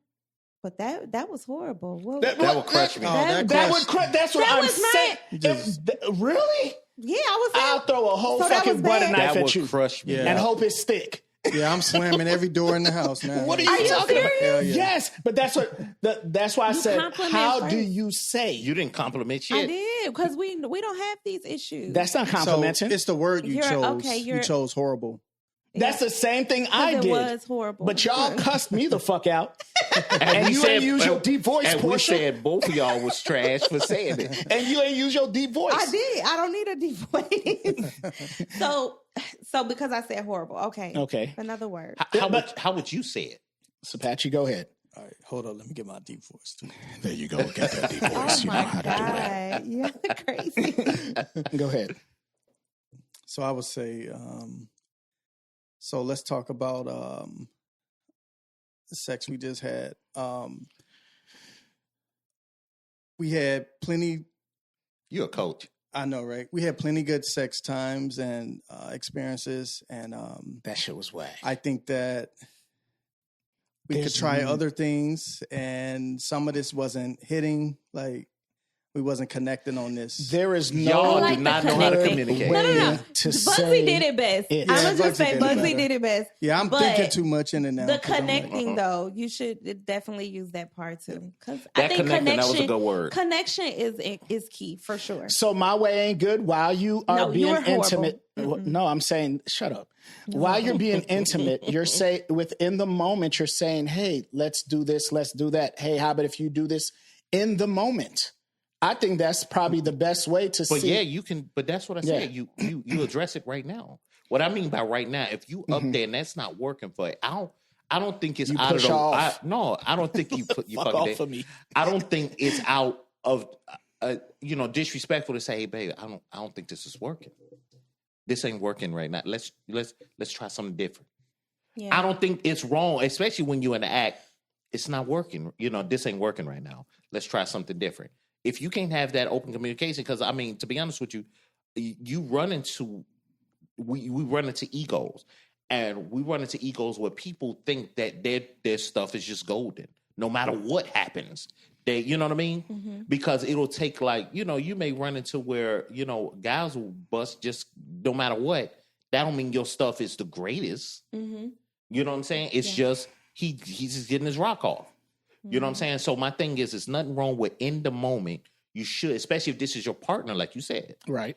We should be able to have that conversation right then because things do change over time. Yes. Any little circumstance could change, especially the longer you with it. That position that may have been a go-to for you guys, something may have been influenced with it, and you may just want to try something else. Like, man, I've been doing this a second, and so I'm gonna try something different and see how that go. the main thing is it should start before the sex anyway. The communication between Yes. you two should be good. Absolutely. So Okay, you I'ma should close it make out. it easier Yeah. for you to communicate on sex Yeah. if you have a good relationship with communication. Absolutely. I'm going to close this out. All right. We're going to move on to the next. I'm going to tell y'all what to do. All Okay, right? here we go. Here we go. What you do, if the sex is whack, right, with your partner and it becomes whack, you slip a porno in her email so she can open it up and see what you like. That's Yeah. it. And that's going to... That's whack. No, it's not. It is whack. No, it's whack not. as hell. I need another girl. You see, it was two girls up in Oh my God. there. You know, I need you to dress like a cheerleader. Oh my goodness. You know, I'll dress like the referee. You know what's gonna be terrible What? because you'll get a gay porn that she gonna slip and be like, I need two guys, Right. you and the other Right. guy. That is Right. hilarious. She gonna send you one back. Right? She gonna sing you one back. You be I like, want a train "Oh, ran on me. What? What? Like, oh my A god! gangbang? Oh Oh, my God. shit. Now that's funny. That's funny. Now I guess you talk about it. I guess you have to talk about it. Find a way to talk about it. Know your partner. Yes. And if you know your partner, you know what the triggering words would be. But Portia, you don't tell a guy he's horrible. Communication is key. Communication is key. I Bugsy. So this is what I learned from here. You deepen your voice. Deepen your voice. You don't Please tell don't them they're deepen your horrible. voice like this. And then you coach them. Please don't do So it. you deepen your voice while coaching them, and don't tell them they're horrible. Make No, sure no, you no. say It's just baby. in general when you're communicating with people, when you're talking to people and the way they receive it, you give them you compliment it, Draw and pictures. and you keep it calm, Mhm. which means you tell them what they do right, and then you talk about the opportunities. In another word for where they can work out, to make better. Yeah. Okay. So that's just pretty much what it is. Mm-hmm. Yeah. Highlight the positives first. Yeah. Mm-hmm. I'd rather say you trash and keep it moving. But let's go on to the next. For the record, Yeah. Mabuki is not horrible. For the record. Mr. He For the can't be record, named we that. don't give a From fuck. now He on, get I'm a gonna new say name. he's Mr. Special Gift. You know what? He's the gift giver. Buzzy, You I'm know gonna what his tell new you name is? later. Santa. I'm gonna tell you what the No, gift that's fine. is. That's We don't call him Saint Nick Who? because he give gifts. Who? You Buki. silly. You ain't catch it. You- But anyway, you're so annoying. what's up with these kids nowadays, man? Yeah. This is the next topic. We moving on. Why are these kids so lazy nowadays? Like, why Man. is it that you give them an order? You give them everything in life because we give our kids what our parents couldn't give us, Mhm. right? That's what happens. The generation it got worse. Let's just say that, right? Because we're doing things our parents couldn't do. That's what a lot of parents do, right? It kept getting worse, right? In the 60s, they couldn't do this. 70s, it got better. 80s, it got worse, and stuff like that. Yeah. And for some reason, and I'm going to give an example. My son does not have a hard job to do in the house. He don't have to worry about dishes in the house, right? I don't give him that thing because I like eating off of clean dishes. I don't like kids washing dishes because it still be shit on there. Your job is the garbage in the house. Every little basket in my man cave, your mom's she shed, the bathrooms, you get the little garbage, you make sure they're empty, and you take out garbage. Mhm. But I have to damn near tell him every day about garbage. And then he'll take out the big garbage, but not the small garbage, and say, I forgot. Mm. Right? Sounds familiar. It sounds familiar. It's Yeah. like their worth ethics. I think we failed as parents. Yeah, that's all it's about. It's your fault. Yes. It's you know what I'm saying? I'm not just directed to as a parent. No, you could direct it. As a parent, we're some punk ass parents. Yeah. We believe that the shit that our parents did was harsh, or like it was too strict, or whatever the case. So we don't want to mimic the way we were brought up. We think giving them better is not making them do a lot of the shit that our parents made us do. You know what I'm saying? Mm-hmm. So my thing is, if you start from the beginning, from when they are able to do that, and this is your job, and you stay on their ass about it, eventually they'll get it. It's just what they are particularly do. I've been doing it for 2 years, and he forgets all the time. Every day he forgets. Then what's the consequence? Right. Oh, Gotta listen be a here. consequence. But after the concert, he does it, but then he gets his stuff back, and it goes on again. But that's on you. The consequence is, so for instance, right? You take away his phone, because his phone, it means a lot to these kids nowadays. Mm-hmm. It means a lot to the kids. All of our kids have phones. Every last one of our kids have phones. Yeah. Right? You take away their phone, they fall in line and they do what they're supposed to do. And then after they get the phone back, they're still doing what they have to do. Okay. And then it drops back down. So let me ask you something. Yeah. What happened when you didn't take out that trash when you were a kid? I always took it out. It was never that was my job. I didn't mind. Well, how did that get in you? How did that get into What me? did your parent do that made you do that all We the used time? to get our ass whooped when we was younger. Is your kid get his ass whooped for not taking out trash? You right. I should go home and fuck him up. That's my point. That's what you're saying. That's what You my saying go home Why did you say and beat that? his ass. You said I should go home and fuck him up. Sometimes No. Just say what you say, because that's what you get in their ass. Do I say it soft or with a deep voice? No.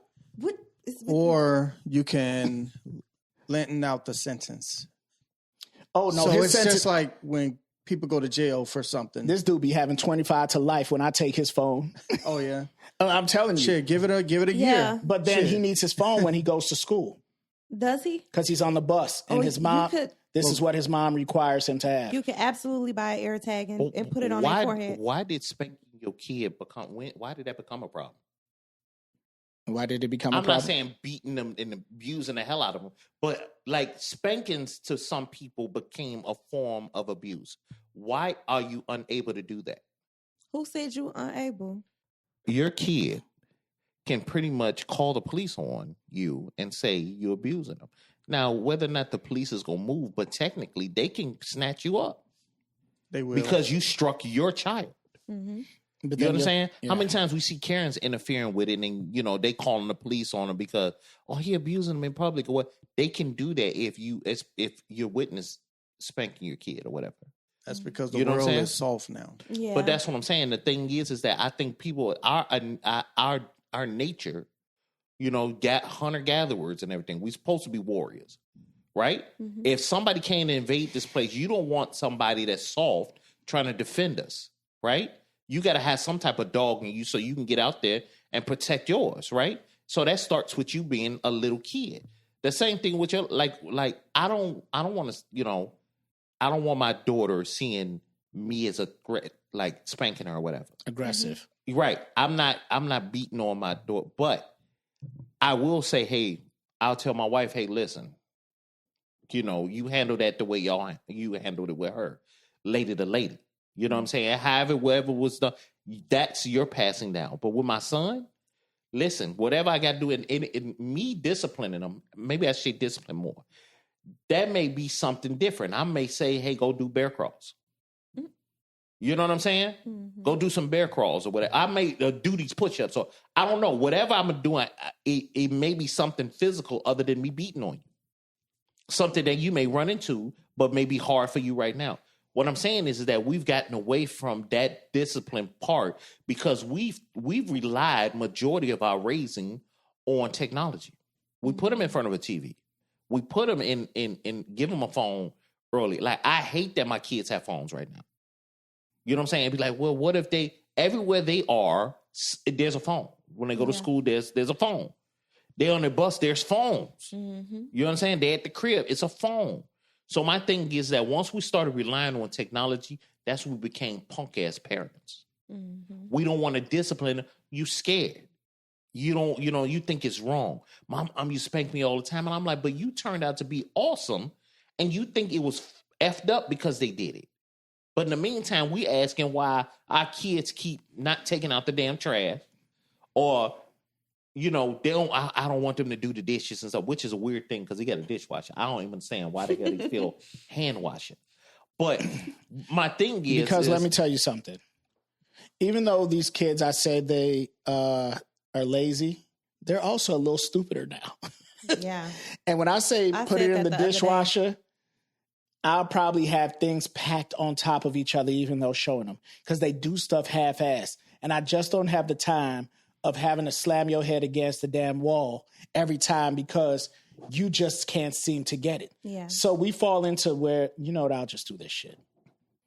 And your responsibility is your responsibility. So I don't put, like I said, I like clean dishes. I don't have to eat out the garbage can. And if you pack it in the dishwasher wrong, it'll be washed wrong. Did you say you don't have to eat out the garbage can? And what I'm saying is that I do dishes because that's something that I can use for myself. Garbage, listen here, he could take it out sideways, however he wants to. Just do it. No, I get that. Right. My point, but it's all about how we're disciplining our kids. That's where, as parents right now, that's where we're falling short. Yeah. And it's not getting better because once we took out Abuse. the nuclear family, for Right. one, it started there, 2-parent homes. Mm-hmm. Once that became a problem, that was the downfall because we took away from the discipline, the reinforced discipline. You took it out of schools. You took structure out of the school on certain things. Like if you take out after school programs and programs that they had them to do discipline, people losing their football and basketball teams. They're losing their workshops and everything, which meant if I mess up with that saw in that workshop, my hand gone. I have to have certain discipline with things. We've taken all that out of the schools and in the home. And then right now we're relying on technology to raise our kids. We thinking taking away their phone is detrimental. They got the computer, the laptop, and they got other ways to kind of circumvent that. Where it was a time where if I took that phone away from you, that house phone, you got to run to his house to talk to him. Mm-hmm. It's no other option. But I would have to disagree on some of that because you have some kids that were raised by technology. They're smart as hell. And they probably don't have the street knowledge functions that we have because we were in the streets doing what we did, learn how to survive and stuff like. They don't have that. But they're smart kids. Grade-wise, they're doing good in school and everything. And they're not like my kid. Yeah, but it's a difference between being raised by technology and being raised with technology. Mm-hmm. You understand? The technology is there and it's accessible to you, but you're not going to be the main thing. Meaning, yeah, you can use your phone for an hour, but go outside and ride your bike for an hour, or what? You can change the way and how it's dynamic. You can say no TV after 7:00. But we got them like, hey, go to your room and go to bed. But they got the TV on all night. They go to sleep with it. Mm-hmm. Mm-hmm. We can say cut it off. We have that ability to do that. But we think we're so damn busy and we got so many things that make things convenient that we ain't got to do it no more. But we complain about why they not moving the way we wanted to move when we need to take it back to the roots of it. Because, mind you, the internet and all that stuff really start moving in the 90s. Yeah. So we're talking 20 years, 20, 30 years is when it started kind of happening like that. But you got a lot of people that ain't doing that. You got kids doing some extraordinary stuff outside, and that's not the technology don't have nothing to do with that. Yeah. There's a discipline that we have to train. We have to teach them discipline. I agree. I think you should write a book, Militant Man. That's what we call. We're introducing you as Militant Man. I think Bugsy is definitely on to something for sure. I recently had to result back into the old school for my kids as well, but I do feel like our new 2026, I mean, we are literally living in a lazy world. Like you got DoorDash and Uber. You got drop off groceries at the front door. We just as lazy as these motherfucking kids when you think about it. And it's because the new way we're transitioning into ChatGPT. What else we got? We got all type of stuff that does the work for you where you can be lazy. So, I mean, my son got bad grades. I literally took every fucking thing and left him with nothing. And his grades was up in like 2-3 weeks. I kid you not. And sometimes you have to result back into that so we can get them out of that. Absolutely, and that's what I do. I take the shit. Yeah, everything. I take it. No, I take everything. But what I do is leave his PlayStation right there and take the remote or the cord. So you can look at it. It's right there. No, I ain't leaving nothing. I leave it. But your discipline, it can't just be with taking. You got to take and give. Meaning, if you take something away, You Yes. got to use something else to discipline. No, you know absolutely. What I'm saying? So my thing is that that's just taking something away ain't enough, because it was. I can give you an example. When I was younger, it was a rule in our house that your TV, if you can have a TV until the weekend. Mm-hmm. The rest of the week, we had to make sure we did our homework, our chores, or whatever. And when all that was good, that we had to figure out other things to do. Meaning, we might have went and rode a bike or whatever. We took those other things because we had video games and But all it's that too. different nowadays, and I think it is different nowadays with these kids literally out here. Mm-hmm. And for instance, I know an incident happened on a bus, a fight, right? Yeah. And even the stuff going on the red line, these people are going crazy, and it's a lot more things happening nowadays. Mm-hmm. And it's being caught on camera. I get that. Mm-hmm. And these kids are, and I understand why my wife want my son to have the phone on the bus. I do. Yeah. I understand. Things happen. Yeah. Things happen. I want you to be able to call me as soon as possible, because you see the things, and that's probably because we have social media now. It's so accessible, because you had to wait to hear the news about a kid being kidnapped. But that's because but we have the option. The thing is that we have to understand something has to change, for one. And the thing is, we're looking at the kids like they're these different kids, but they're the different kids because we allow them to keep going. Yeah. Mm-hmm. You understand? We allow it to keep going instead of us being active with it. Meaning, if I took your technology, but me and you went out together to ride bikes, me and you went out to rides on the electric scooter. Yeah. Me and you went somewhere. Me and you did some type of activity. We went out and played ball. That's what I mean by taking away and giving. Giving. Yeah. You understand what I'm saying? So it's not. What happens is our kids are very visual. You know what I'm saying? And then with that, we give them, we give to the point where they feel that they don't have to earn nothing. Mm-hmm. So that's part of the discipline too. I'm gonna take your phone, but if you want your phone, you're gonna have to do this trash make sure it's done right every 2 weeks, right? I'm gonna give you this phone. If you fall again, I'm gonna take it again, and you're not gonna do it for a month next time. You're gonna not. You know what I'm saying? I'm gonna put your phone on, and I'm gonna go into the app. And it's only going to activate between this time. Yeah. Oh, we do that. We do right? that. Right. Yeah. That's what I'm saying. But in the meantime, there has to be a consequence. Yes. For in all that goes into discipline. I took away, I gave, there's a consequence for your action. All these things have to be shown. That's why when you look at the last 40, 50 years, this is the highest rate of people going to jail, being killed. Mm-hmm. You know what I'm saying? Because we're not doing what our parents used to do because we thought it was some bull. Yeah. So right now, you got to be involved in your kids' life and what they doing. And I'm not saying obsessively where you all up in everything. What I'm saying is that if somebody asks you where your kid is or what your kid doing and you don't know, especially if they're in the house with you, that's an issue.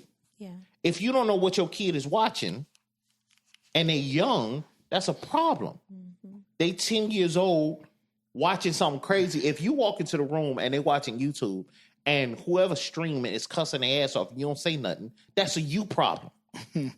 But you wondering why your kid cussed out the kid at school and they called you about it. Right. Yeah. I didn't have YouTube and cussed. You didn't need it, huh? Yeah, but you had Richard Pryor and I had Richard Pryor and Eddie Murphy. Oh my God. They were my YouTube. I understand. Yeah, we gotta be more involved in these kids and with these kids. You're right. I should go home and fuck them up. Y'all heard that pod? You could do anything right now. He's in football right now, right? Yep. You could do it, and you want to listen. You want to act up? Go. We finna go do suicides. I'm punishing it, and I'm helping you. Right. Making you stronger. Go do suicides. That's a good Oh, way you to do tired? it. They say, "Oh, I don't want to do it no more." You shouldn't have acted up. But in the meantime, you know that you getting him quicker. You getting him stronger. Mm-hmm. You getting him healthier. You know what I'm saying? So it's ways to discipline him and still help him at the same time. Now, he a good kid. I'm just saying how lazy he is. Like how these kids, I just gave an example for my kid. Yeah. Yeah. You know what I'm saying? Great kid. Not saying he's a bad kid, but yeah, he fuck up like every other kid. Absolutely. But I'm just showing how we were more structured and more disciplined and did what we were supposed to do without being told also. And not everything for us was a whooping. We actually knew we would get a whooping or get our ass kicked, but didn't the threat follow of up. it. Yeah. There's a threat of it. These kids not scared of a threat no more. You want me to These tell you kids something? don't care if you take their phone because they know they're going to get it back. Yeah, you know what's really crazy about when I talk to people about how kids are now? Kids will, when you expose them to it, they are with it. It's just we don't take the time sometimes. Meaning, like, if you like, hey, let me get the phone, we're not gonna be on phones today. We're gonna play basketball. Some of them, they with it. Mm-hmm. You know what I'm saying? They Some are. of them will do it. Or you be like, hey, listen, hey, come on outside with me and your auntie, and let me show you how we used to jump rope. They may laugh at you or whatever the case, but they'll a lot of times be with it. They just don't know about it. Yeah. Yeah. They're not being exposed to those things now, but a lot of kids are very open to be exposed to things. It's just we got to do it. Another issue is some parents are too busy trying to be their kids' friends. That's a true statement. Instead of, I believe your kids should fear you as well as love you. They Yeah. got to fear you to some extent. Mm-hmm. You know what I mean? That's the only way they're going to follow. That's how your- life your is orders. pretty structured anyway. Yeah. Now, some would say fear is a harsh word. I would say respect. Because if they Respect respect too, you, they yeah. don't have to fear you. Just the respect of, let me do this because I respect you, But fear the consequence. but fear the consequence. that Absolutely. makes Mm-hmm. Yep. You know? Yeah. So that wraps it up. Y'all have anything else y'all want to throw on the table? No, I don't.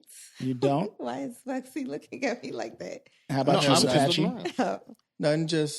Nothing at all. We're glad to have you here, man. I'm glad today. to be here today. That's what's up. kicking Yeah, it we with got to y'all. see you. Thanks for coming. You know, I got today. something last to say. It's not off the subject. Well, listen, we really need to, you know, for listeners or as many people as, you know, that hears this, we really need to start a campaign to really get our kids and get more involved as parents with our kids. Getting them out, doing activities, getting back to the family, working on our relationships with the person that we with and everything, trying to bring the family nucleus, the nucleus family back. You know what I'm saying? We really got to work on that. We got to work on ourselves as people so that we don't jump the gun all the time and ready to give up relationships because of petty shit. Make sure that we're spending the allotted time and we're prioritizing what's really important in life, which is the people that love you and the people you love. Yeah, and you You give know what I mean? gifts. You And- give gifts too.